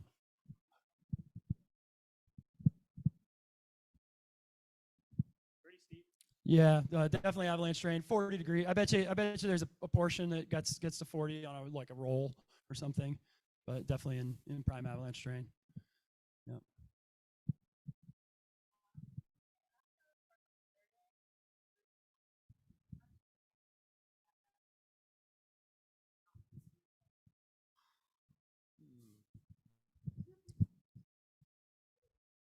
Yeah, oh, repeat the question. Sorry. After, and help me out, after a partial barrier or some sort of close call, how do you mentally get back out, get on the horse, and go back out and do it again? Probably a really some sort of sickness involved in lots of love of steep skiing. Like you really love it, and it's something that you really is part of what you want to do, and that's one thing. Maybe it's not a sickness. I mean, it's just a preference. But you dial it back. George and I are skiing. That's bigger terrain, avalanche terrain. We make avalanches. We got to go back out on the horse the next day. Maybe we're at Chugach Powder Guides and through a lot of the operations I work with, we're not making avalanches like this every day. This was a great way to start a ski guiding business.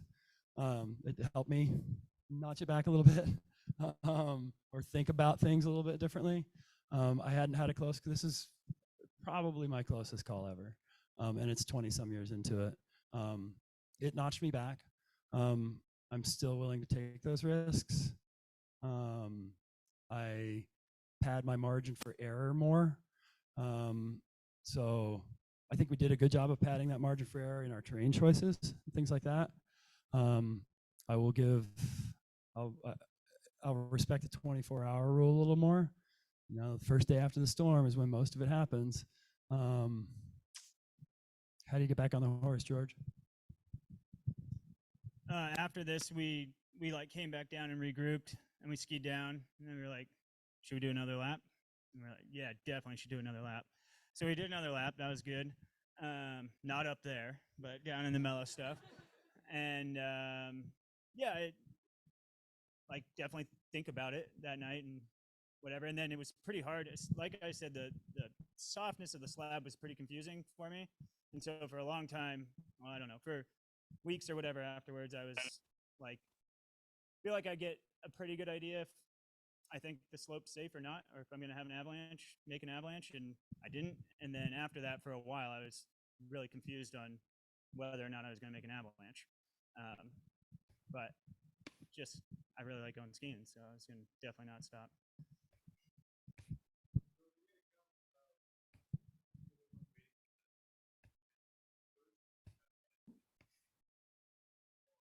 Yeah.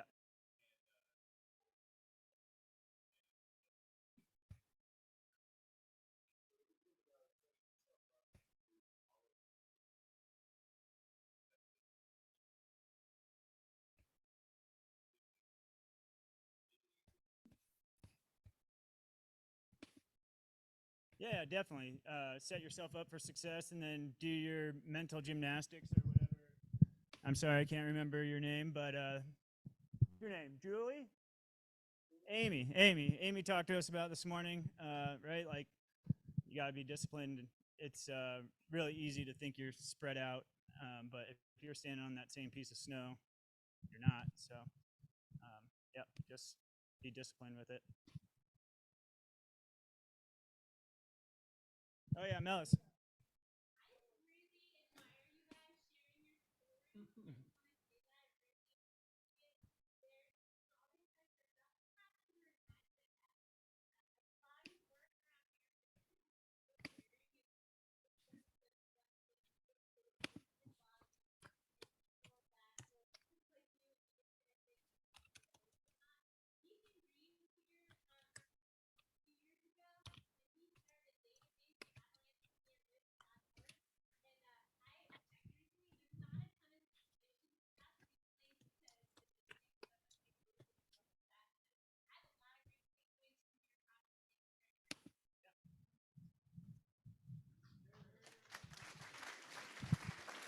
Thanks, Mike and George. And if anyone didn't hear what Melis just said, I just want to echo that. We really commend you for taking the time to talk to us, and when you guys wrote your report afterwards and sharing everything you dealt with amongst yourselves, and I think we can all say that we've been in these same boats, and it's really just another way to say, like, that's why we hedge. Anything we can hedge in our favor, we do. Like George's little skin track, it was like teeny little switchbacks up there on the sunshade line and things like that.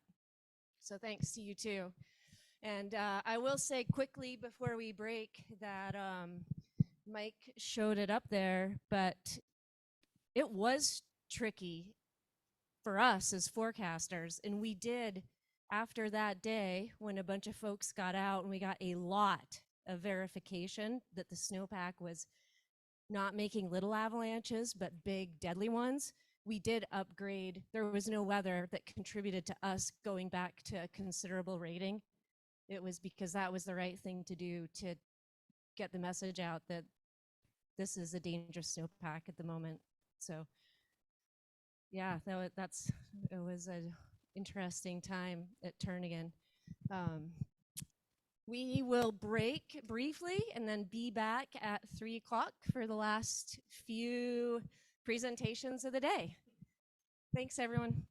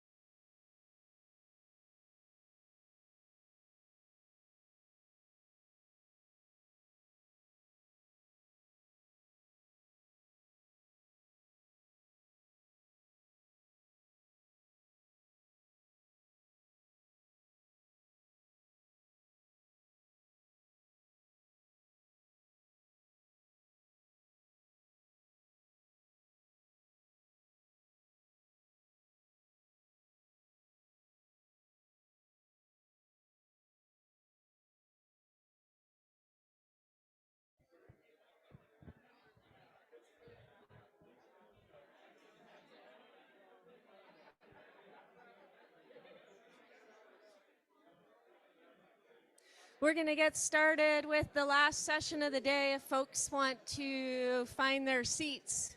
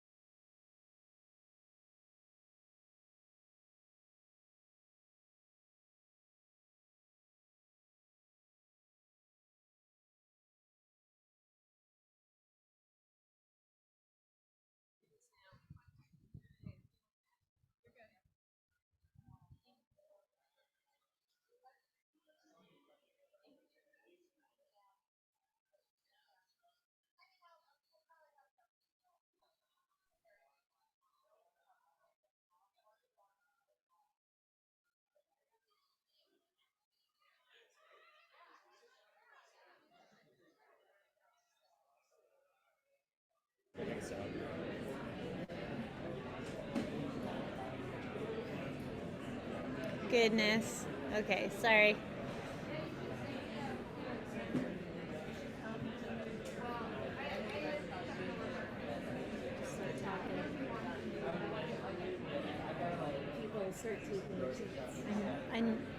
I know, but the thing I want to read, I can't see it now. Stand by, stand by. NWS, really great. So good.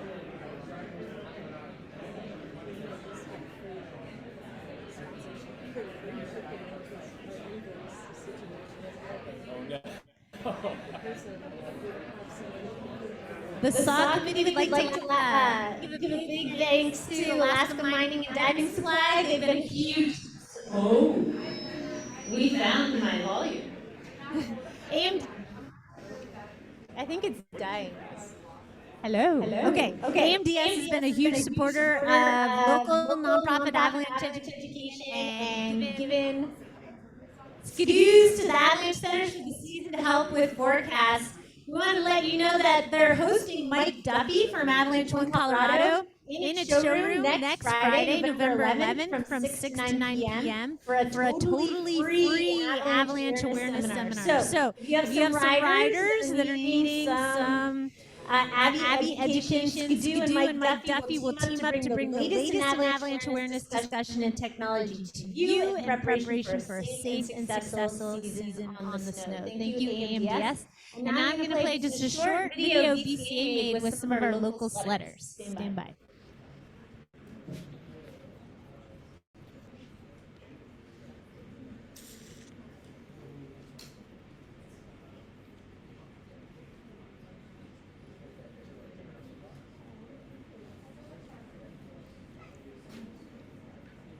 Goodness.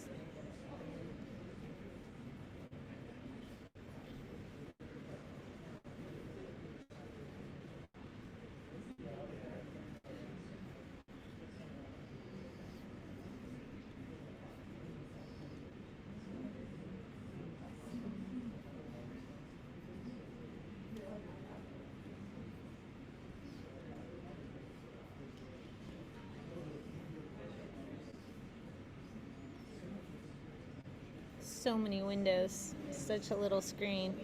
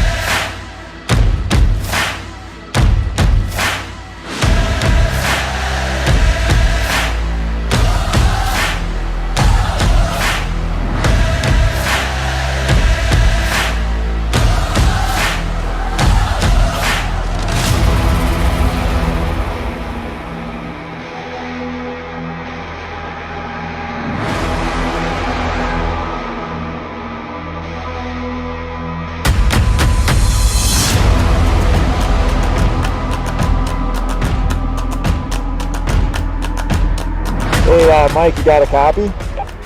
Copy, and when you get to the bottom and it's clear, let me know. Sounds good, buddy. I'll let you know when I'm down at the bottom. It's all clear.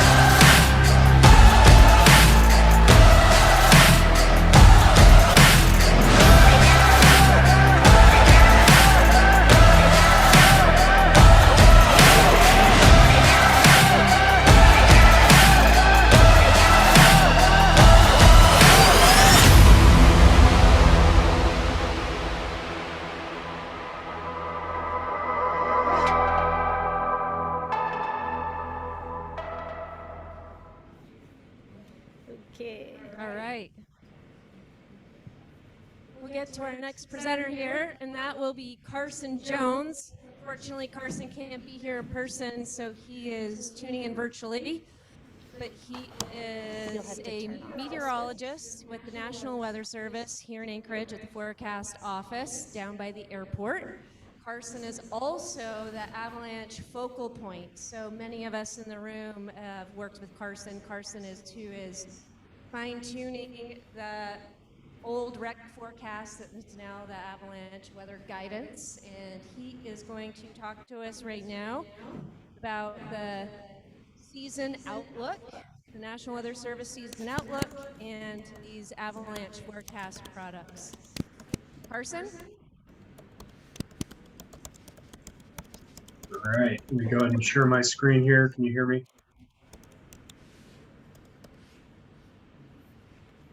Yeah, we can hear you.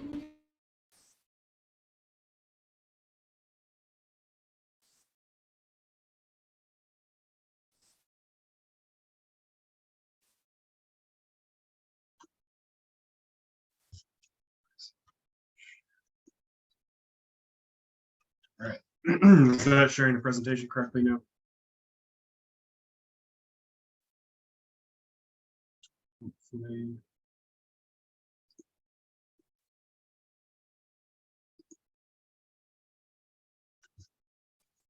All right, good afternoon, everyone. Unfortunately, I couldn't be there. COVID finally got to me, but still happy to present here today. I'm going to be talking about a winter weather outlook for this coming winter, as well as some of our avalanche weather forecast products and what we have some new things coming this season and what those are going to look like. So a little bit of a look into last year. Last year we had a La Nina, which I'll go over in a little bit more detail in a minute here. But overall, last winter, during the kind of the heart of the winter, our December through February months here, we had above average temperatures for a lot of the sea level and lower elevation areas throughout South Central, and then quite a few areas in Southeast where we were below average. And then for precipitation, a lot of the interior areas of South Central were above average for precipitation and snow, especially Hatcher Pass, as Kyle went over there. But you can see in our coastal areas along the northern Gulf Coast, Prince William Sound areas, that overall it was pretty average. So fairly average winter for a lot of the areas where people commonly go and recreate, with the exception of maybe the Anchorage Front Range and the Talkeetna Mountains. So for this outlook this year, I'll be looking at, once again, the El Nino Southern Oscillation, and then some other variables that kind of regulate our climate, like sea ice, and then some of the climate trends that we've been observing over the last few decades. So first, what is ENSO? ENSO, or El Nino Southern Oscillation, is a well-studied and well-observed climate phenomenon that really derives itself in the equatorial Pacific.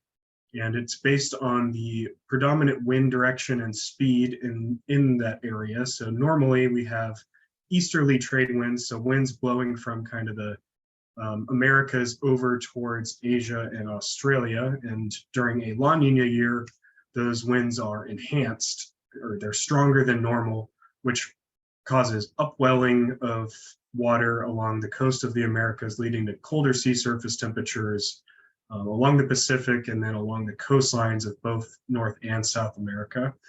And then during a El Nino year, those are either weakened or they're reversed, causing warmer sea surface temperatures to be observed in the equatorial Pacific and then along the coasts of the Americas. Both of these phenomenon have well correlated kind of seasonalities across North America that you can see on the right here, and I'll go into a little bit more detail on what we're expecting with that here. So we're currently in a three-peat of a La Nina. It's very rare for them to be 3 years in a row. Typically, 1 to 2 years is more average for either El Nino, neutral, or La Nina, but this is 3 years in a row now that we're looking at a La Nina with those colder sea surface temperatures at the equator here. The last time that this happened was the winter of 2000 and 2001, which overall was a pretty spectacular snow year for particularly Turnagain Pass. Was the highest snow water equivalent year ever, or at least in our SNOTEL record, which goes back to, I believe, 1978. They had 80 inches of snow water equivalent, so a lot of snow at Turnagain Pass that year. Does that mean that that's going to happen again this year? Maybe not, maybe, we'll see. But overall, not too many years where it happens where it's 3 years in a row. So the forecast for it is to kind of continue. Right now we're sitting at a negative 0.9, and this is the index for INSO is a normal year where there's no differences in those sea surface temperatures, or it's just normal, is at 0, and then the negative phase, or the La Nina, is those negative values. So we're expected to be in kind of a weak La Nina, and then it will go more towards the neutral phase as we get towards the later months of the winter. So what does that typically mean for Alaska? The big thing with a La Nina year is this blocking high pressure that sets up in the North Pacific. And to the north of that is where the jet stream will go. So that is that blue line here is the variable northern jet stream. Storms typically will be on the kind of the left-hand side of the ridge axis there, or where there's south or southwesterly flow, typically is your storm tracks. So depending on where this high pressure sets up, you could be either warmer and wetter. Say this high pressure is more close to Juneau, or it's off the coast of Washington or British Columbia. This was the exact kind of pattern that brought that really heavy snow towards Hatcher Pass, that multiple weeks of high SWE that Kyle and Allie talked about there. So that puts us in more of that southerly active storm track where they have potential to go all the way inland, bringing a lot of warmer air and also wetter conditions. And then the flip side of that would be as if this high pressure were to move off more towards the west or the northwest. That would put us in the right side of the downstream side of the ridge axis, where it would be clearer and colder. And that's what we're seeing right now. Even we kind of have a high pressure ridge off to our west, clearer, colder conditions, outflow winds, things like that kind of happen when we're in those scenarios. So it's really that variability of where this high pressure sets up for the entire duration of the season, or well, it changes throughout the season, but which one's going to win out? Are we going to be more on the colder side, or are we going to be more on the wet and the warm side of it? So is there a relationship really between the La Nina and snowfall? So the largest correlation here is either in the strong positive or medium positive, which is the gray and orange values, or the purple and red values, which are the strong inverse correlation. So since the La Nina is the negative phase, having the inverse correlation means higher snow, or it's correlated for there to be more snow. So you can see those higher values really on the coast of British Columbia and southeast, but there is at least some weak inverse correlation for South Central as well. So maybe a chance of it leaning more towards a wetter year. And then for winter temperature, really high correlation values. So an R value is kind of a correlation value. And you can see throughout most of Alaska, those reds and those darker reds in Southeast Alaska, that there's really a high correlation, that R value being above 0.03, which is really pretty strongly correlated for anything in atmospheric science there. So what that tells us is with that correlation, definitely going to be a correlation towards colder temperatures. On the flip side, we have precip here, which is kind of the opposite correlation, where we have much drier values with those negative R squared for most of the interior, and then more of the plus values along the coast and in Southeast. But overall, these correlation values are way weaker. So La Nina is not quite as correlated to precipitation as it is for temperature. So how much colder? Well, typically during the La Nina year, it's just -1 to -3 kind of degrees colder on average for the winter months during the La Nina.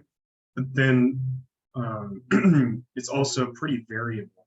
So you see that 4 to 5 degree, 3 to 5 degree kind of variability across South Central and Southeast, where between La Nina winters, there can still be a high variability in whether or not that's colder or warmer.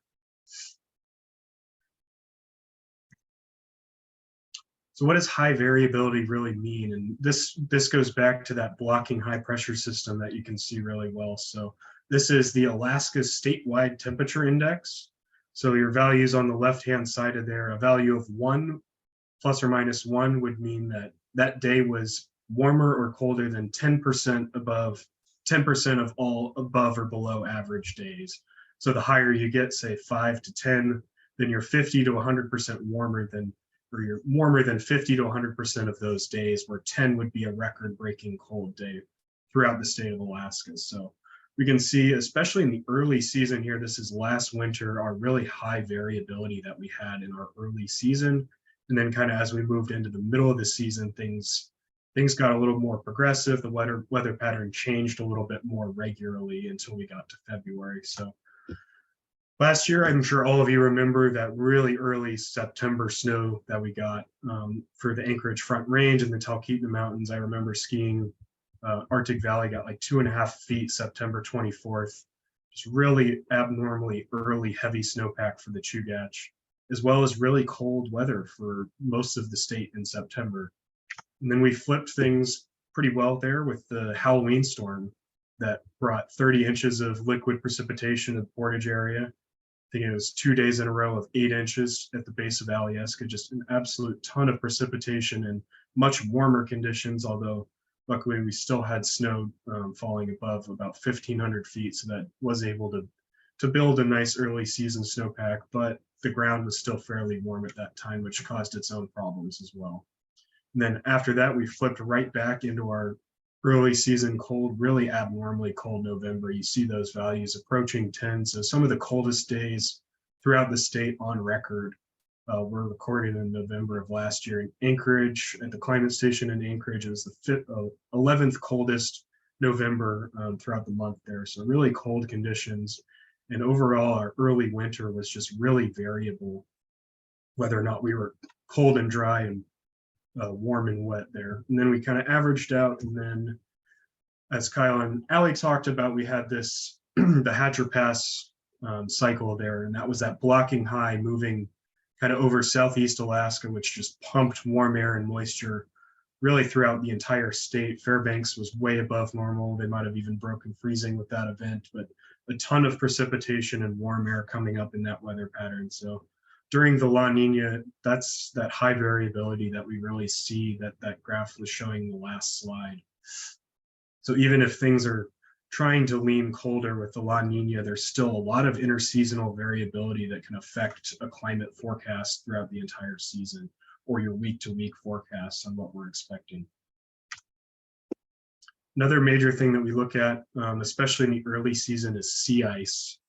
Sea ice really regulates our climate in Alaska, especially the farther north you go. the less sea ice there is, the more kind of cooling energy has to go into the ocean. The ocean acts as one of the greatest, it is the greatest heat sink globally. So it really takes a lot of energy to freeze over that water. So the longer it takes for sea ice to develop, the warmer the climate is going to be throughout Alaska. So these two graphs here are left-hand side here is the offshore ice extent at Nome. You can see in the last decade and a half, there's even been some entire November months where there's been no sea ice extent outside of Nome.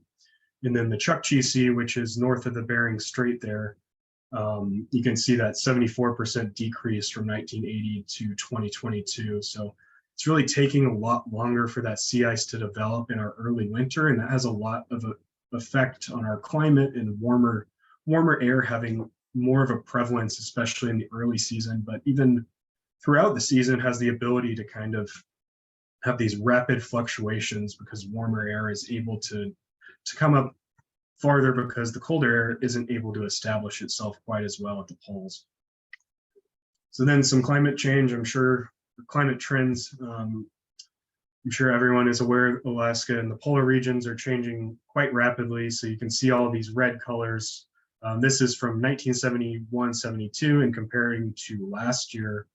You can see that we are just really warm throughout the entire state. Coastal areas maybe a little bit less so, at least during the spring months once that sea ice can establish in summer months. But really we can see that really extensive change in our average temperatures between those decades there. So then another way to look at this is how much is it changing per decade? The white here, I thought initially was maybe no change, but it's actually over 1 degree Celsius of change. And then so you can see in this that basically per decade, we're experiencing 0.4 to upwards of a degree Celsius change. So even with El Nino or La Nina pointing towards colder weather, we have these other things that we're also looking at, like climate change and warming waters and things of that nature that might negate that, like it did the last 2 winters potentially. So CPC issued their winter outlooks quite recently here. Alaska, you can see in the bottom there. So on the left-hand side, this is our early winter outlook. So we're looking at an equal chance for both precipitation and temperature for it to be above or below average. You could think of that as kind of just looking at average, but there's also an equal chance that it'll be above or below average temperatures and precipitation for November, December, and January. And then kind of as we move more into the winter months, that's when we start to see the La Nina trend having more of an effect, because it is more of a winter climate regulator than it is a summer climate regulator. So we have leaning below for Southeast and the eastern half of South Central, whereas most of South Central kind of equal chances again for above or below average temperature, and then for precipitation, equal chances for above and below. So overall, kind of looking at potential for a colder than warmer winter, which would be great. We all like to have snow down to sea level as much as possible. And then for precipitation, somewhere kind of average. But looking again at the three-peat for the La Nina, if there is any kind of years that we can look back at, was that 2000 to 2001 winter where we did have record-breaking amount of precipitation for Turnagain Pass, and it was really a good year throughout our entire area. Thompson Pass and Hatcher Pass were all well above normal for that year. So there is a chance that we hopefully will stay cold and also get a ton of precipitation. So now kind of shifting gears a little bit here, some changes to our NWS avalanche weather products here. So as Wendy mentioned, we have removed the rec forecast and replaced it with our avalanche weather guidance. This allows us to have a better temporal and spatial resolution for our avalanche weather products.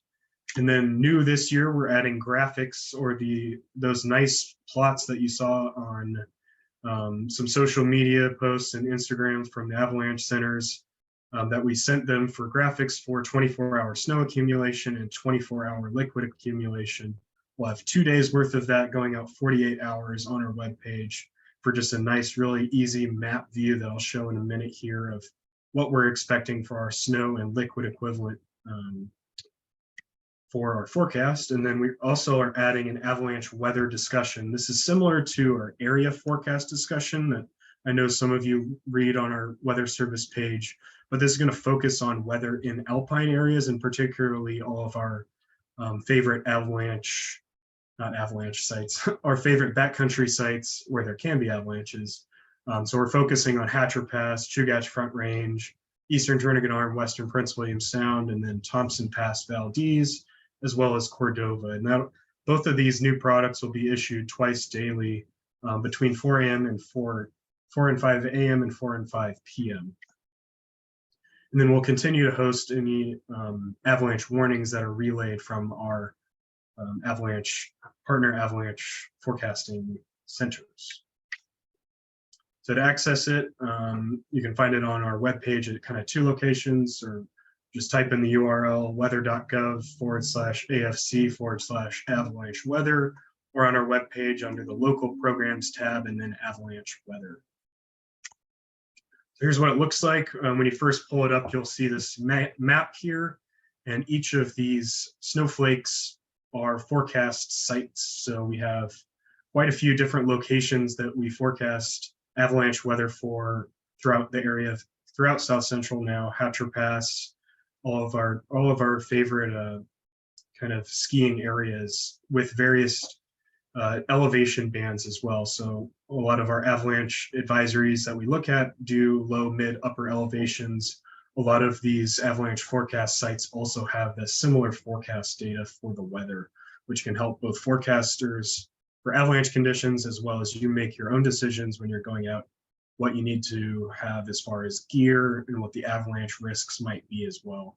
And then below that, we have some helpful links to things like snow depth, snow level, expected snow levels, and then links to your avalanche advisories as well.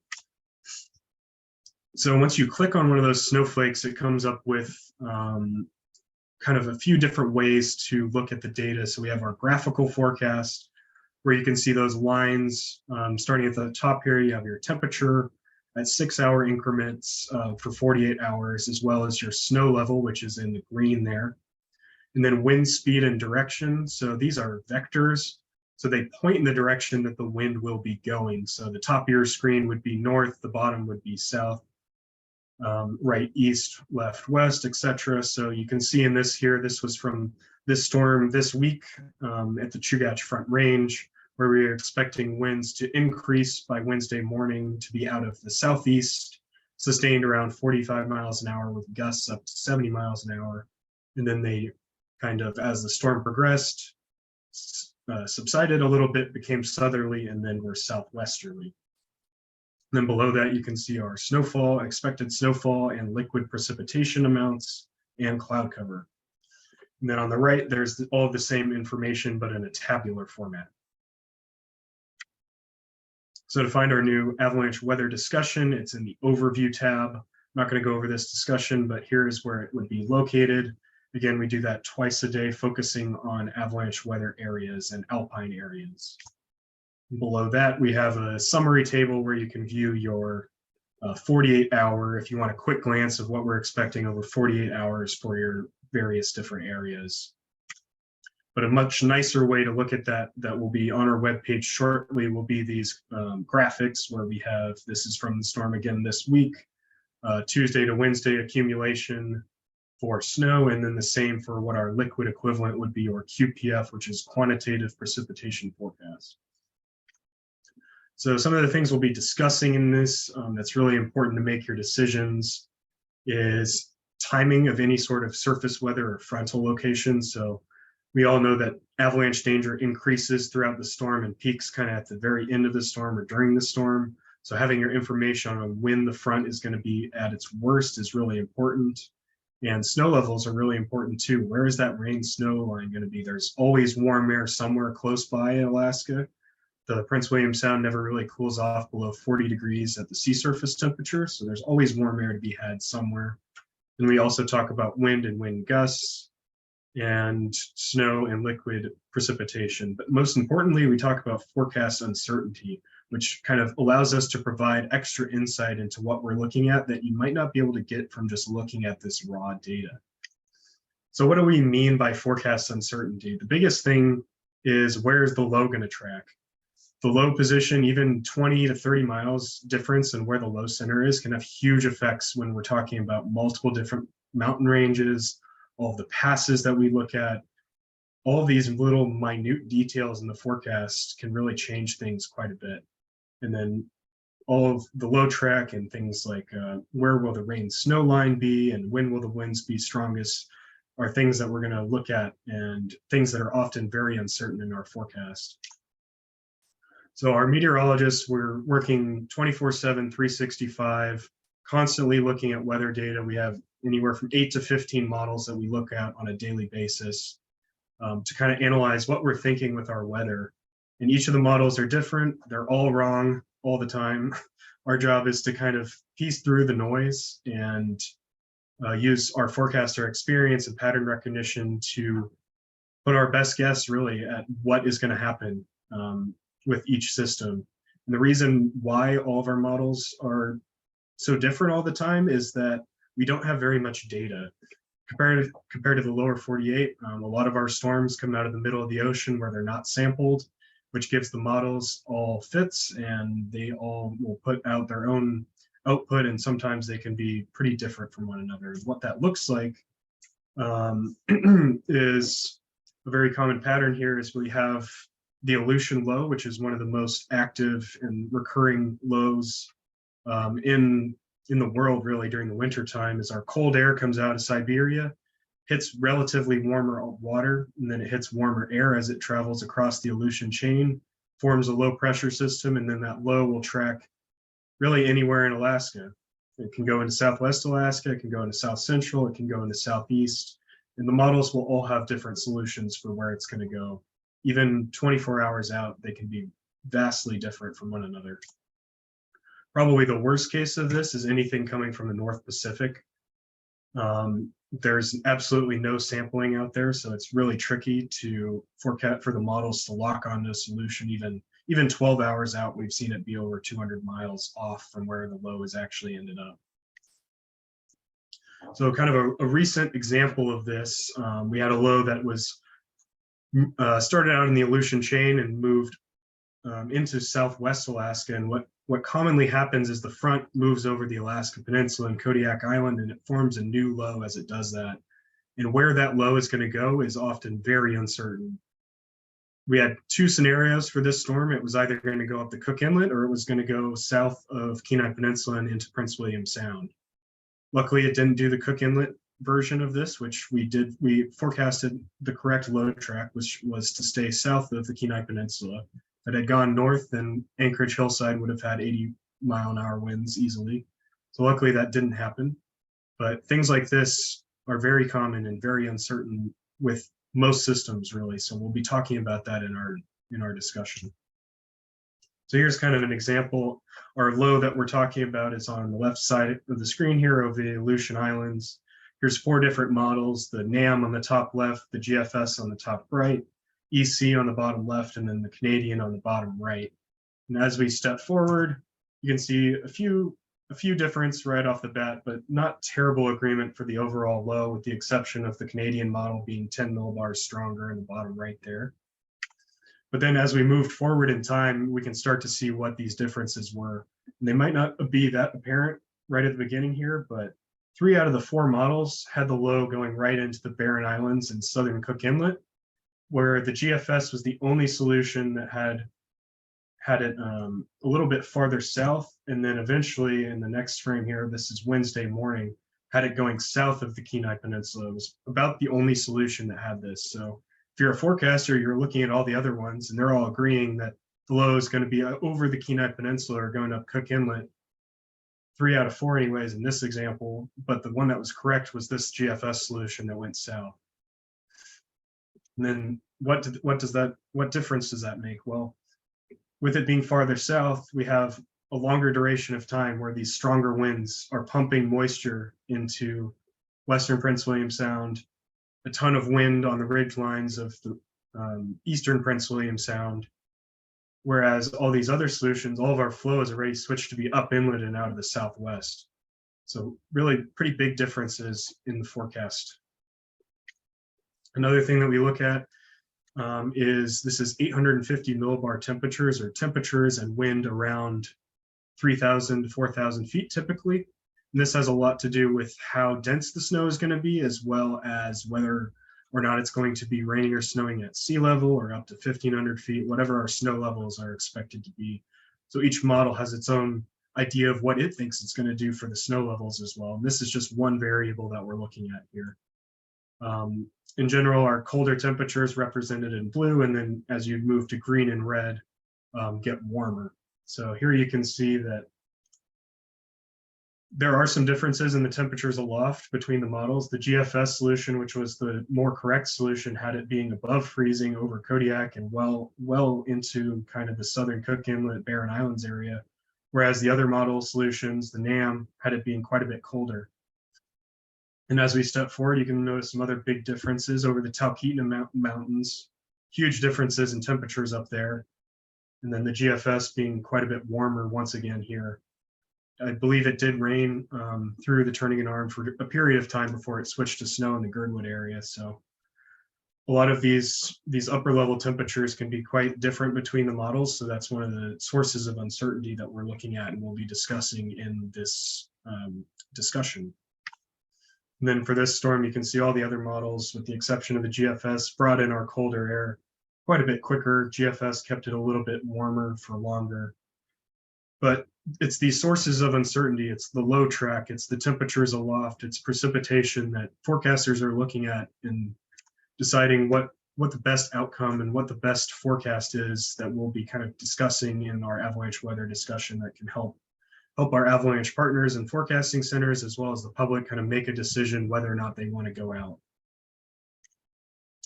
And with that, I will take any questions. Thanks, Carson. Thanks, Carson. Is that working?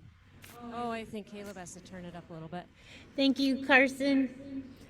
Will you drop some of your links in the chat? Yes, I will. Any questions for? It'll be exciting this winter to play around more with the avalanche weather guidance. I think we're good. Thanks, Carson. I think we're good. Your question. Oh, we have a, sorry, the lights. Kyle's got a question.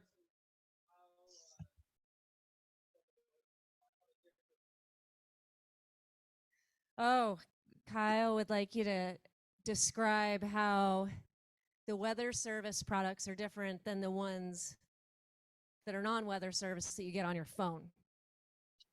Yeah, so typical phone apps will just pick one of those models that I was discussing and go with that.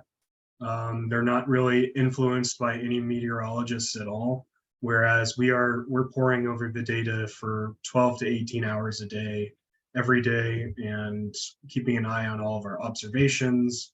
Your phone app is really just looking at, it's picking a model, it's constantly changing depending on what's going on, but overall it's just picking one of these weather models. And as I said, each of them is wrong every day somewhere. So not saying we're always right by any means, but at least you have professionals looking at your forecast, and that's the main difference between your phone apps compared to what the National Weather Service product is looking at.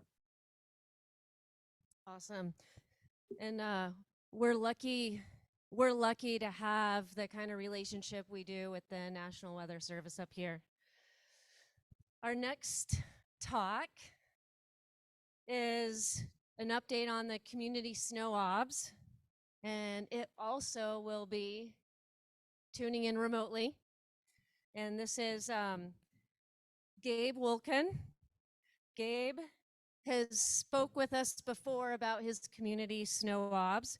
He is up in Fairbanks at the University of Alaska up there, and he's a research professor at the Climate Adaptation Science Center.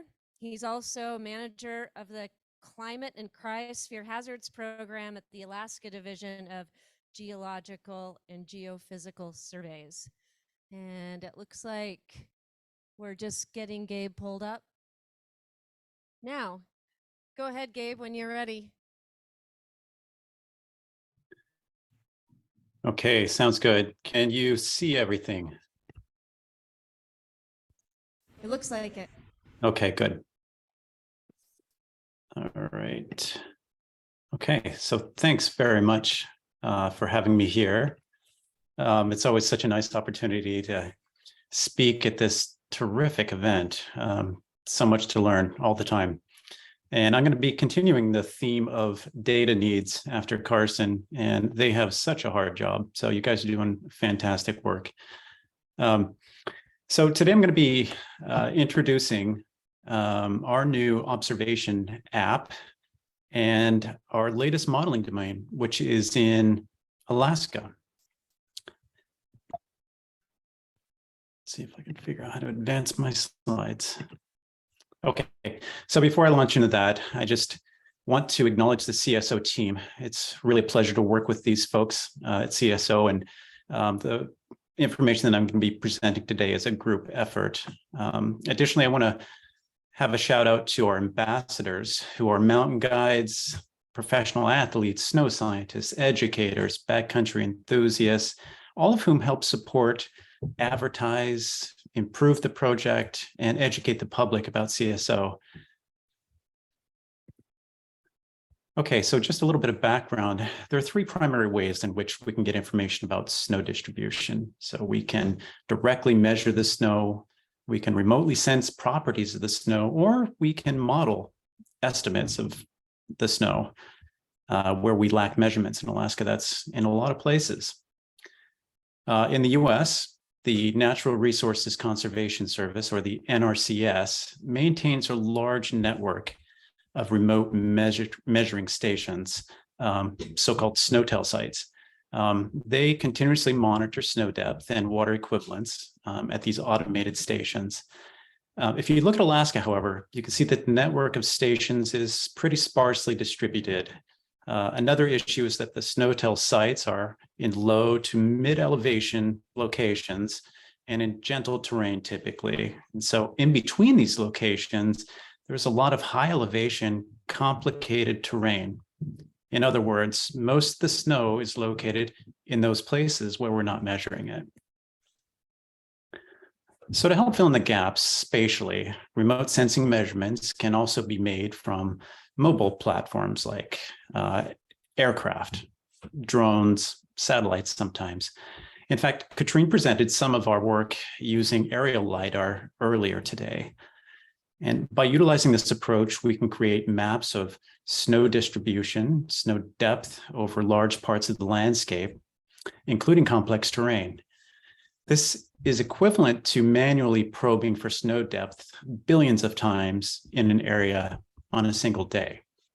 The downside of this is it's a single day, and it currently can only be done in specific, reasonably sized areas, and only occasionally due to the high costs and the lengthy processing times that we sometimes run up against. Snow models can help fill in the gaps in both space and time. And this is an image of SWE, snow water equivalents, estimated by the Snow Data Assimilation System, or SNODAS.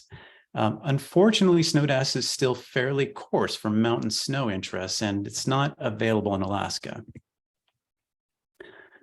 The Community Snow Observations Project was started in 2017, and the goal that we had was filling in these gaps and developing a global network of community scientists who could collect and submit measurements of snow depth.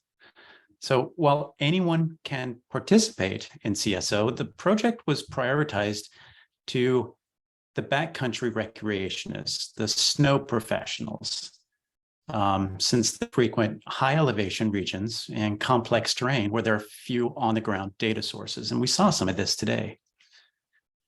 Participation in CSO is simple by design. You just need three things: an avalanche probe, a smartphone, and an observation app. So as some of you are aware, our project used Mountain Hub, the Mountain Hub app, in fact, for many years. And in fact, we acquired it from Mammut in 2020. However, we've recently retired Mountain Hub, and we've transitioned to a new partnership with Propagation Labs. And we are now using their Snow Scope app as our main observation submission app. So the Snow Scope app provides a fast and clean interface for submitting simple snow height measurements. Participants are also able to share their pit information through SnowPilot, and from that we can get snow heights. So continue to do that if that's what you're using as well.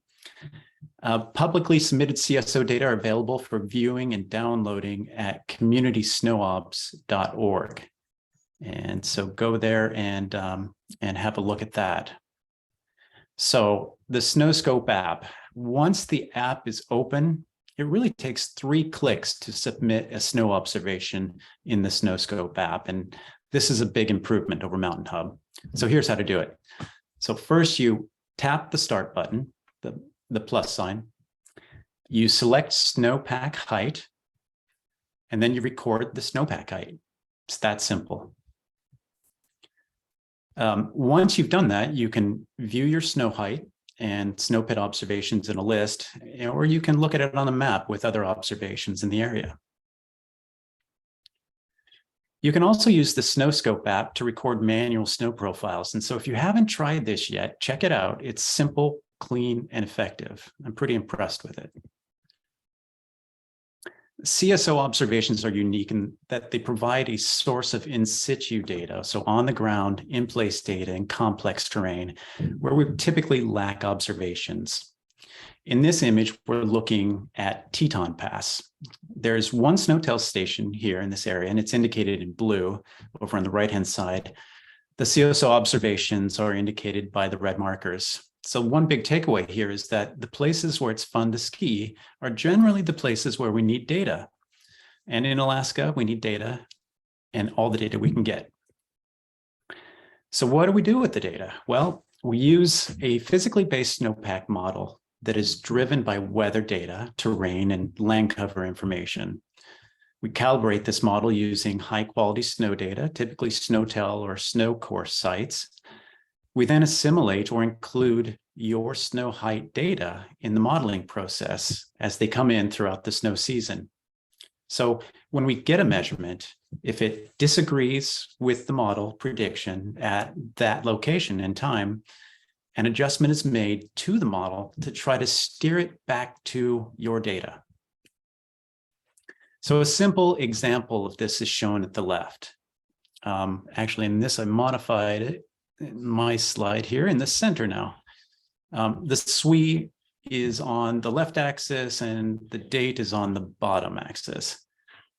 So the dark blue line that you see there is a calibrated run with no assimilation.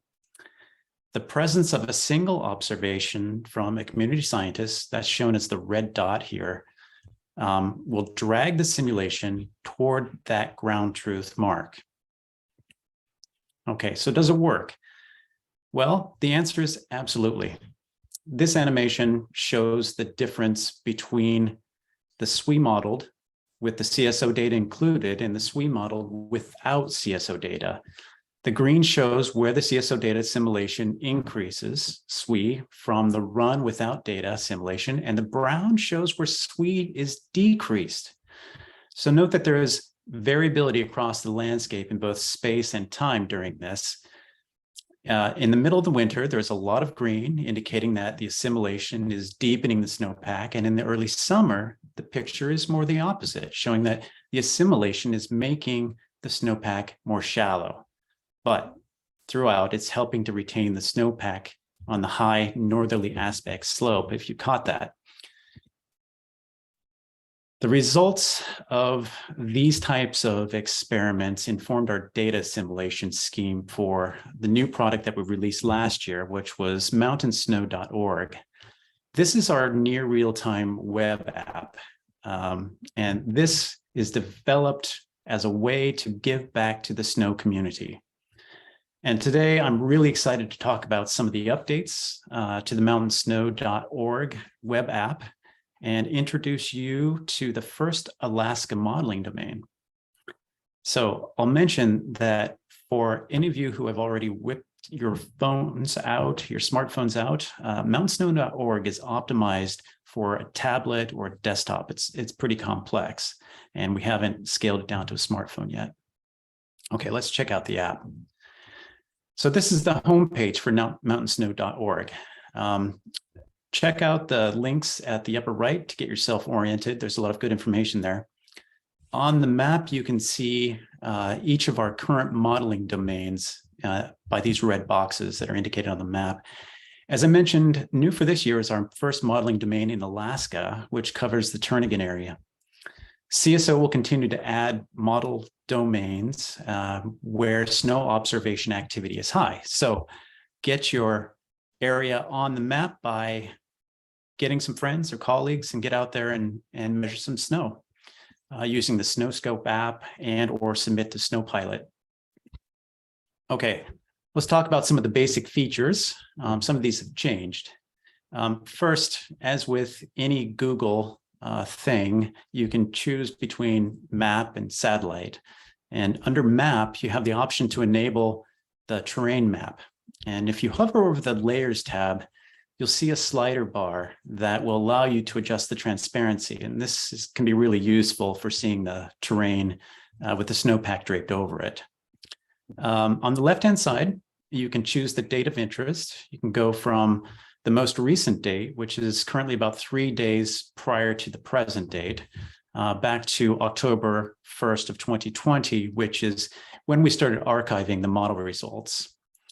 Below this, you can select data sets you want to view, including satellite products, which are 7-day average products, so they won't completely align all the time with the model results. Below that is the model-derived products with slider bars for controlling the color bars that are displayed in the legend. And the legend, as you can see on the right-hand side, also includes CSO observation points and snow height and SWE values, points that you can interactively select on the map now. So one thing to note here, as mentioned before, the 1 kilometer SNODAS model is not available in Alaska, so CSO is your only option right now.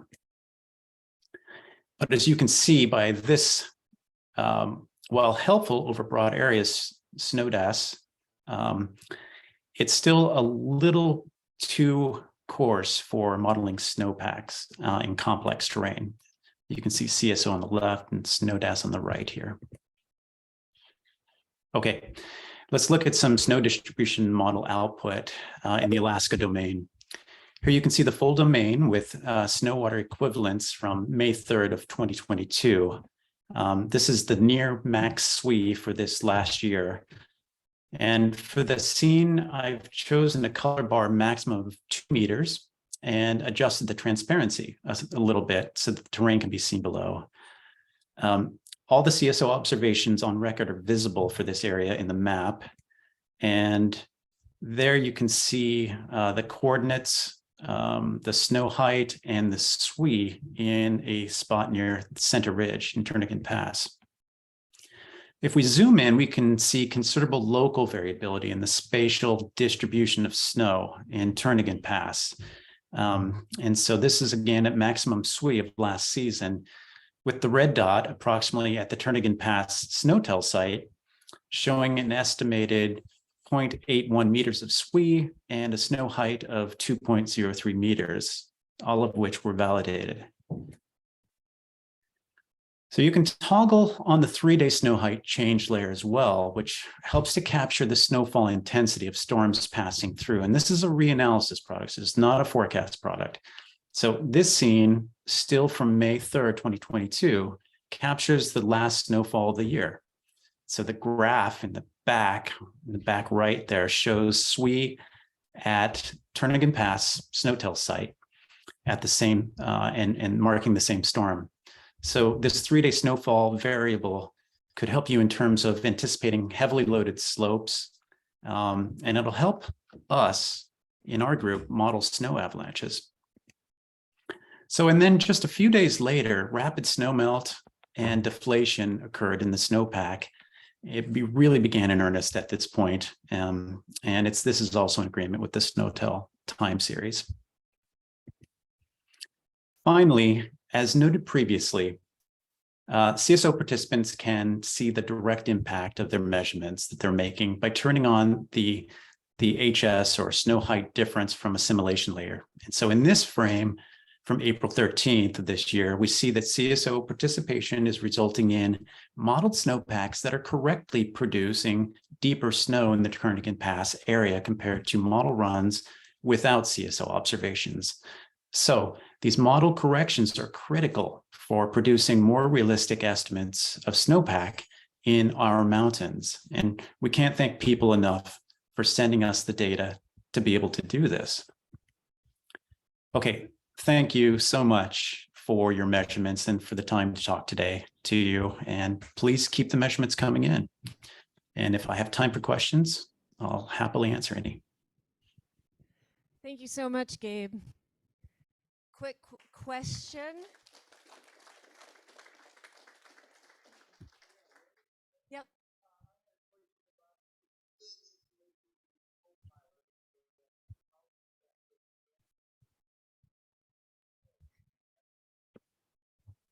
The question is, if you're putting your information in SnowPilot, does it get to CSO or do you have to do that separately? Yeah, so if you enter a snow pit and profile in SnowPilot, if you've entered the depth of the snow, then we can harvest those data and incorporate that into CSO. Great. Great. Thanks again, Gabe, for tuning in with us. My pleasure. Thank you. I see Melis walking over here. That's the end of the main talks, and we just had our 7 avalanche centers in Alaska that are going to do a quick 2 to 3 minute little update on what they have going on. Melis?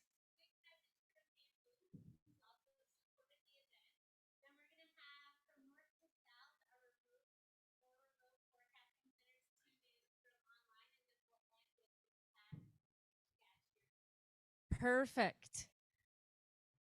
Maybe I'll stand over here. So we're starting north to south. So does that mean Iraq?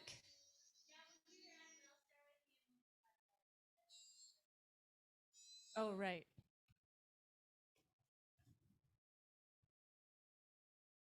A little sponsor video, right? And then we're going to Iraq.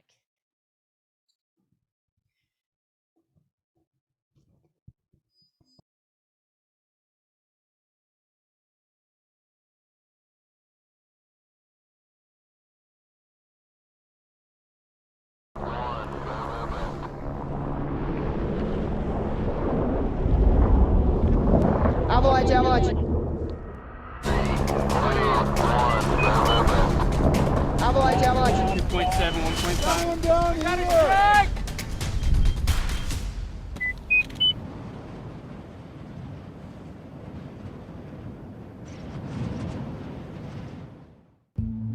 We are guests in the mountains. Our guides will reiterate that over and over.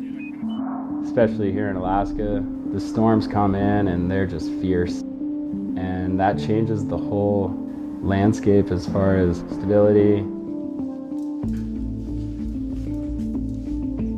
After a week of snow, we got out for just a short window that kind of was sunny for one day, and we dug a pit, and there was definitely some layers in there that were of mild concern, but it wasn't showing, too much worry of big propagation. Part of skiing in Alaska is generally there's all kinds of hazards to navigate, and there's big cornices, and so just finding somewhere to ski that's a kind of mellow place to warm up and figure it out is difficult.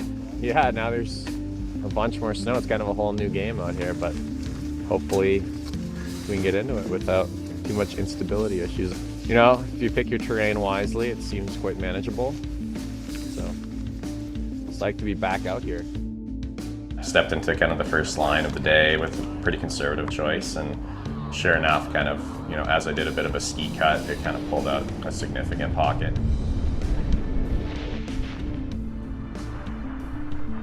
propagated a little bigger than we thought. It was a good thing that we had that line kind of be the litmus test for the zone. Yeah, all of this pulled out over here too. I feel like just the bed surface line out of here is probably the move. Yeah, definitely for you. If you kind of stay higher, your skiers left the way you're pointed. Just getting out that day and being in the sun and doing a little bit of skiing and seeing what the stability was like was still, you know, productive for the future. But after that happened, it was, you know, just obvious to take it pretty easy for the rest of the day, and we moved to even smaller terrain, and you got to just know when to push, and it wasn't a time to push quite yet.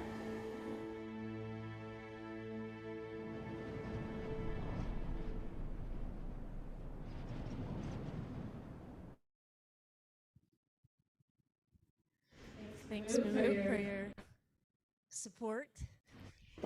So the Eastern Alaska Range Avalanche Center up in Fairbanks. We have Mark Oldmixon. I don't know why that keeps going in and out. We need a new mic. We need new. I'll get one in a sec. But Mark Oldmixon's going to say a few words about what's happening up in Isabel Pass and over there in Eastern Alaska You Range. should change his screen.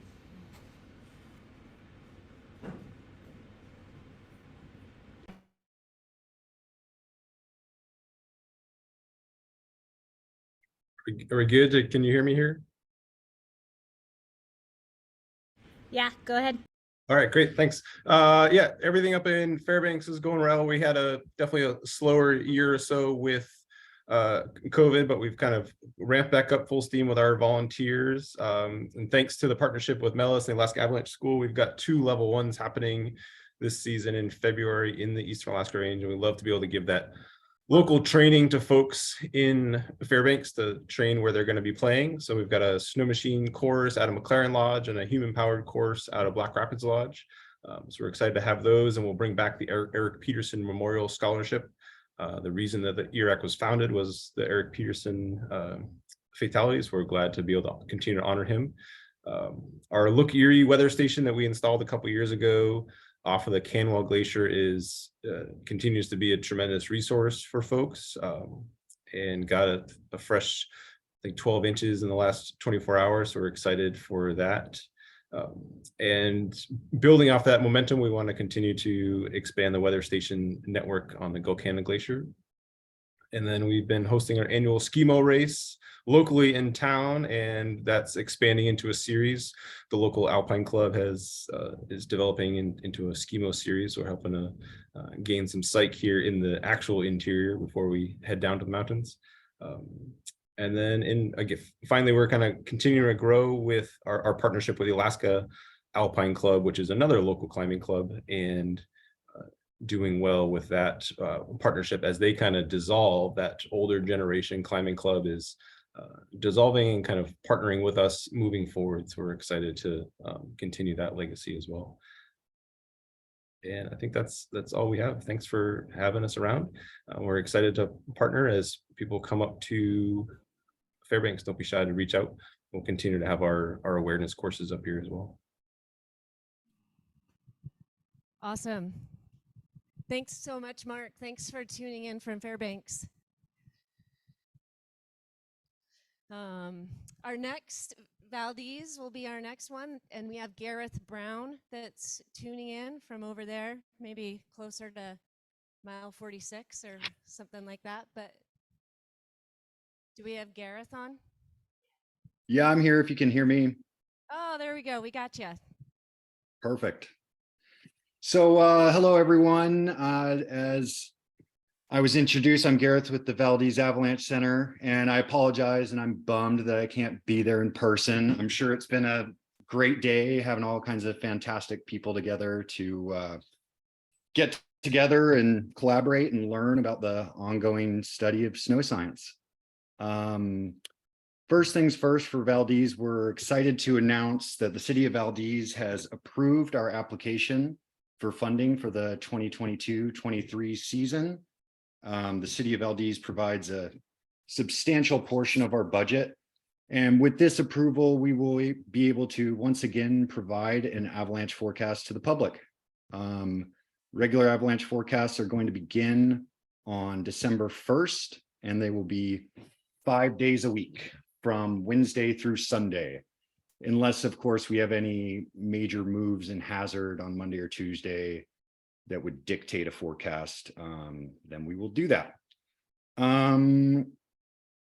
Let's see, in addition to city funding, we're also funded by various local organizations, as well as both local and visiting individuals.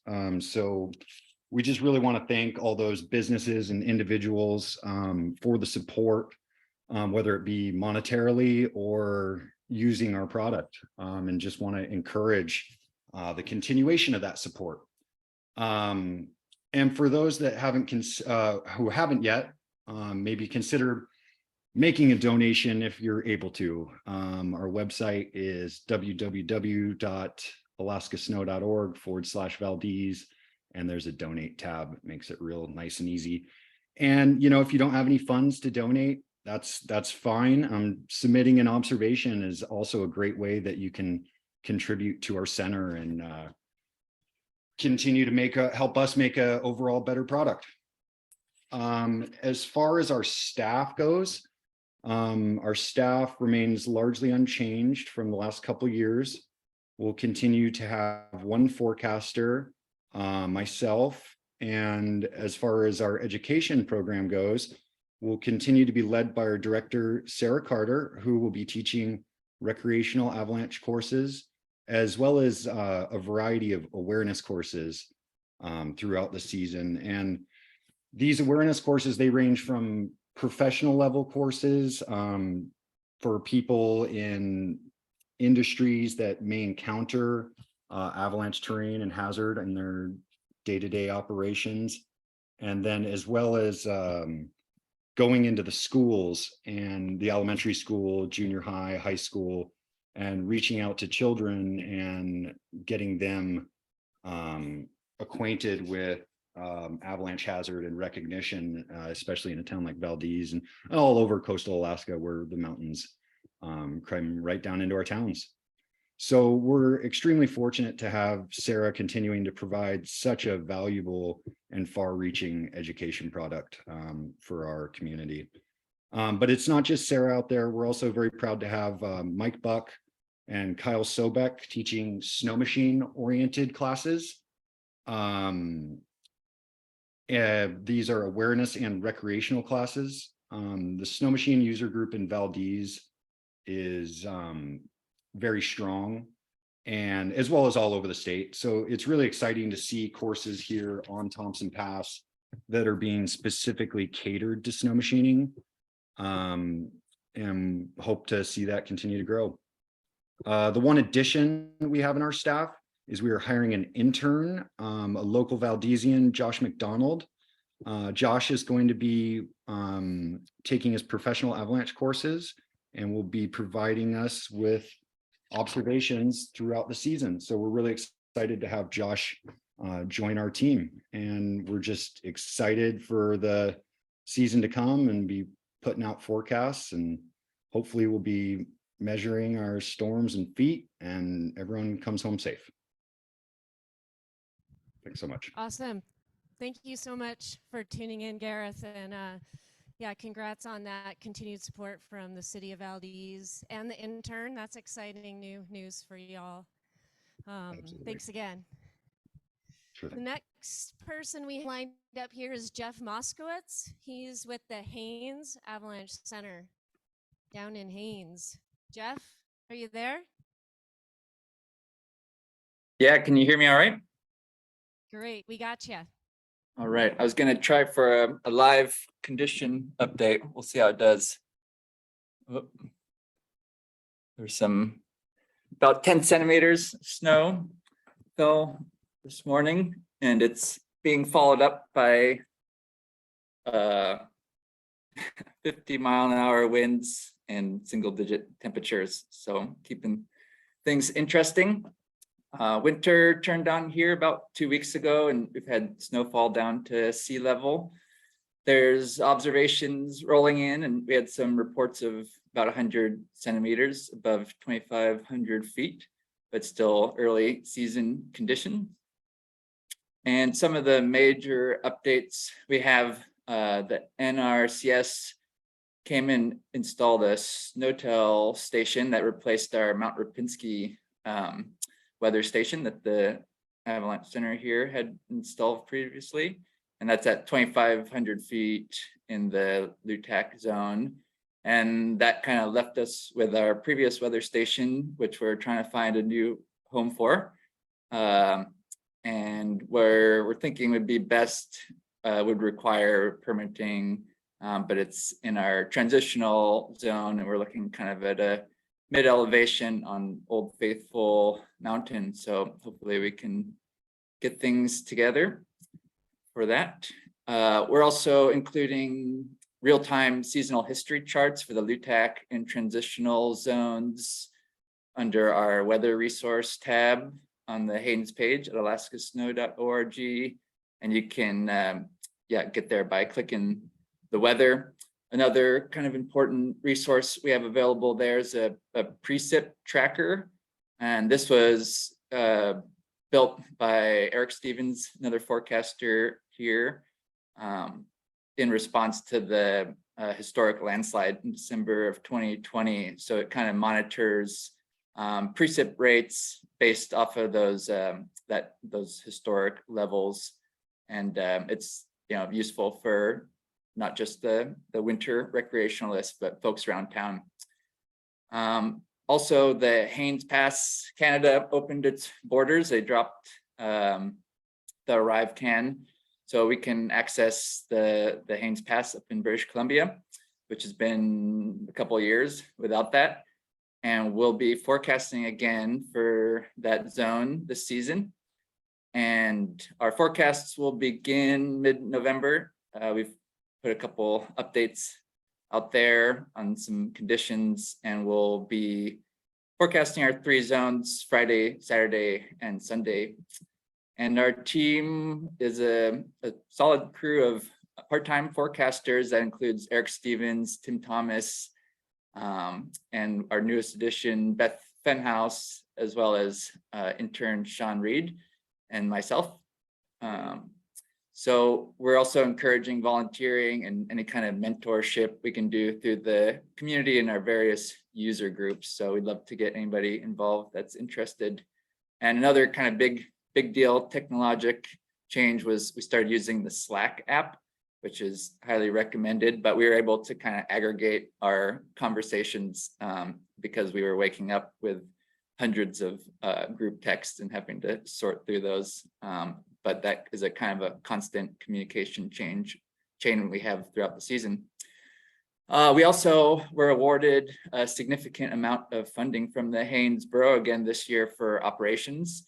So we'd really like to thank them and all the support locally and everyone who realizes the importance of our work. We also just want to thank our generous sponsors and other grantors, as well as the Alaska Avalanche Information Center that allows us to do our work, and everyone's individual continued support. So we're partnering again with the Alaska Avalanche School, and we are providing a rescue course and some other recreational trainings here. And we'll have some local events, whether beacon practice and some fundraising, like a movie night that's coming up. And then big thanks to just all the SAAW presenters and the organizers and attendees. And we hope everyone has a safe and fun season. And come visit us and check on the conditions when you do. Thanks.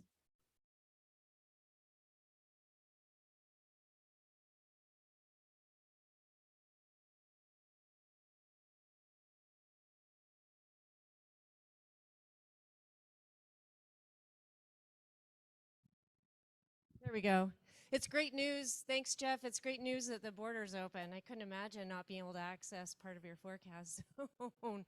Our last Avalanche Center, which is our newest Avalanche Center in Alaska, is down in Juneau, and that's the Coastal Alaska Avalanche Center, CAAC, and we have Mike Janes on.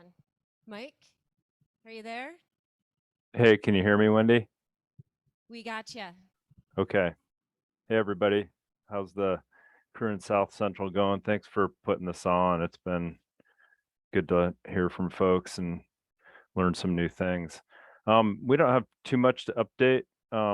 We still got scholarships going down here. We have 3 different scholarships that we're pretty proud of, I think. We're still doing lots of fundraising with films, beacon scrambles, and kind of our main thing on the horizon is we're trying to figure out how to implement more information other than the observation network that we have, or the observation reporting platform that Billy Finley helped us set up based off the Chugach and Hatcher Pass model. So we're trying to figure out how to take steps to go forward carefully. And so that's kind of on the horizon. We're not quite sure what it's going to look like yet, but probably be more updates on that kind of thing next year.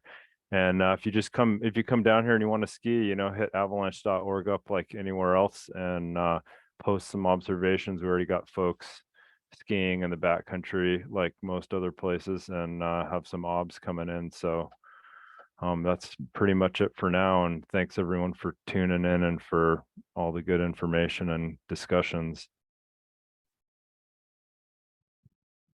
Thanks, Mike. Good to see you. You look chilly with your hat on there. It's about to get cold. I hope so. It's La Nina we just heard. We just have a couple more Avalanche Center updates, and that's in the house here. And the Hatcher Pass Avalanche Center, Jed, let us know the latest and greatest from the Talkeetnas. Use my little notepad here. Our forecast will start up here. I think it's like the 12th, the mid weekend through November. We'll continue with our midweek forecast on Thursday and our weekend on Saturday. We're making some moves in the education world. Last year we had a bunch of avalanche awareness classes in the school systems through the valley. So that's a weak point that we're trying to strengthen. Yeah, okay. Oh, in the camera? All right.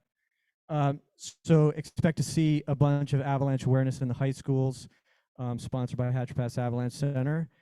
We still have some scholarships available, so people that are looking to get avalanche education, maybe have friends that are looking, make sure to take advantage of that. That money is there for people to use and sometimes doesn't get used. So take advantage of that, and the Avalanche School has some spots saved for these scholarships. So it's also hard to get in, so that's a good opportunity right there. If there are folks out here that are working in corporations, places of big business that are interested in advertising, one of those Marmot cams up there is available for your logo. Please spread that word to your workers and fellow friends. Those corporate sponsorships are a big deal for us to sustain. Big news is an executive director. We hired Marissa Bigger, and she's back there waving. So make sure to say hello to her. That's a huge move forward for our nonprofit. And she is new and doing great things for us. We really appreciate it. We have an announcement out for a forecaster or a pro observer job announcement that went out on the AAA site. If you're connected to that, please spread that around. That is a variable position based on what we need and the funding available, but we can pay you. Good for a local person, hard for somebody that's moving to the state. Let's see. That's most of the updates. And just a reminder that every dollar that gets donated to Hatcher Pass Avalanche Center goes directly into operations. No Lamborghinis, no fancy stuff. It just goes right into what you're getting, which is the information you're looking for. And then on that note, just wanted to say it's really great to see the various folks around the state show up and express their updates from the Avalanche Centers, and that all of them are working really hard behind the lines. Many of them are volunteering a lot of hours, as I'm sure everybody knows here. And many of us travel to Valdez, and we may go to Haynes, or we may go to the Chugach, or you might show up at Hatcher Pass. And I just encourage you to donate to all of those places that you visit, because there's a lot of hardworking people out there providing you great information. So thanks. If anybody has any questions, I'm around. Thanks so much, Jed. It's exciting about the new position. Where's Andrew Shower? He's going to give an update for the Chugach National Forest Avalanche Center. It's a rickety step. Thanks, Wendy. We don't have many big changes this season, so staffing-wise, it's John Sykes and Wendy Wagner and myself are all coming back, and then we have our intern this year will be Megan Gwynn, and she's wrapping up a master's degree in snow hydrology right now, and has another year of internship experience down in the Flathead and coming from Montana. So we're psyched to get her on board. As far as like website stuff, we've made some small improvements. So Welch mentioned earlier, like the value of being able to look at other people's obs for trying to make your plans for the day and track the snowpack. We've made our observation platform a little bit easier to search, so you have some options to go back through the database. You can search by date, location, maybe even like observer. If I'm trying to remember, like, okay, when did John trigger that avalanche? I can like look up like all of John's obs. So that's something worth looking at. We'll be making some minor tweaks to our daily advisories, so just keep an eye out for that. One of the things we've been scratching our heads over this summer is trying to figure out how to incorporate avalanche problem rows as one of our icons next to the size likelihood. So that's going to be like a smaller change that hopefully people will get some use out of. I think that was it for website stuff. And then I've got my list of points here. Yeah, the only other thing, we're going to be issuing our snowpack updates periodically for the next couple weeks, and then we'll start daily advisories the week of Thanksgiving. And unless, of course, something happens and we're covered in snow earlier than that, that's subject to change. But the latest would be like that week of Thanksgiving. Yeah, that's it for us, I think, unless I missed anything. Awesome. Thanks, Andrew. Let's see. We did not hear from Hoots. He wasn't able to join us today, but Hoots is the Cordova Avalanche Center down in Cordova. So just want to mention that to round out our 7. That pretty much, I guess I should stand over here. That pretty much kind of closes things as far as the formal part, and now we finally get to have the informal part, which is our little socialization downstairs, compliments of Brett and the Girdwood Brewing Company folks. But first I want to just thank everybody for coming. So for all of you for taking your Friday, and all of you that are out there online behind your computers and listening to all the things that were said today. Thanks to the speakers. Thanks to Amy for coming up here. It's awesome to be in person, to have a guest and all that kind of stuff. And also, again, thank you to APU providing the space. It's just been an amazing partnership with APU and all the APU grad student volunteers that were doing the registration and helping with the food, and they're going to be helping downstairs as well. So thanks again to those guys, and of course all our sponsors. And lastly, this workshop is a joint effort with self-sufficient might as well that she name I. So me aim my limit is the sky. Work me put in that could never be undone. Any task when me get me rapid.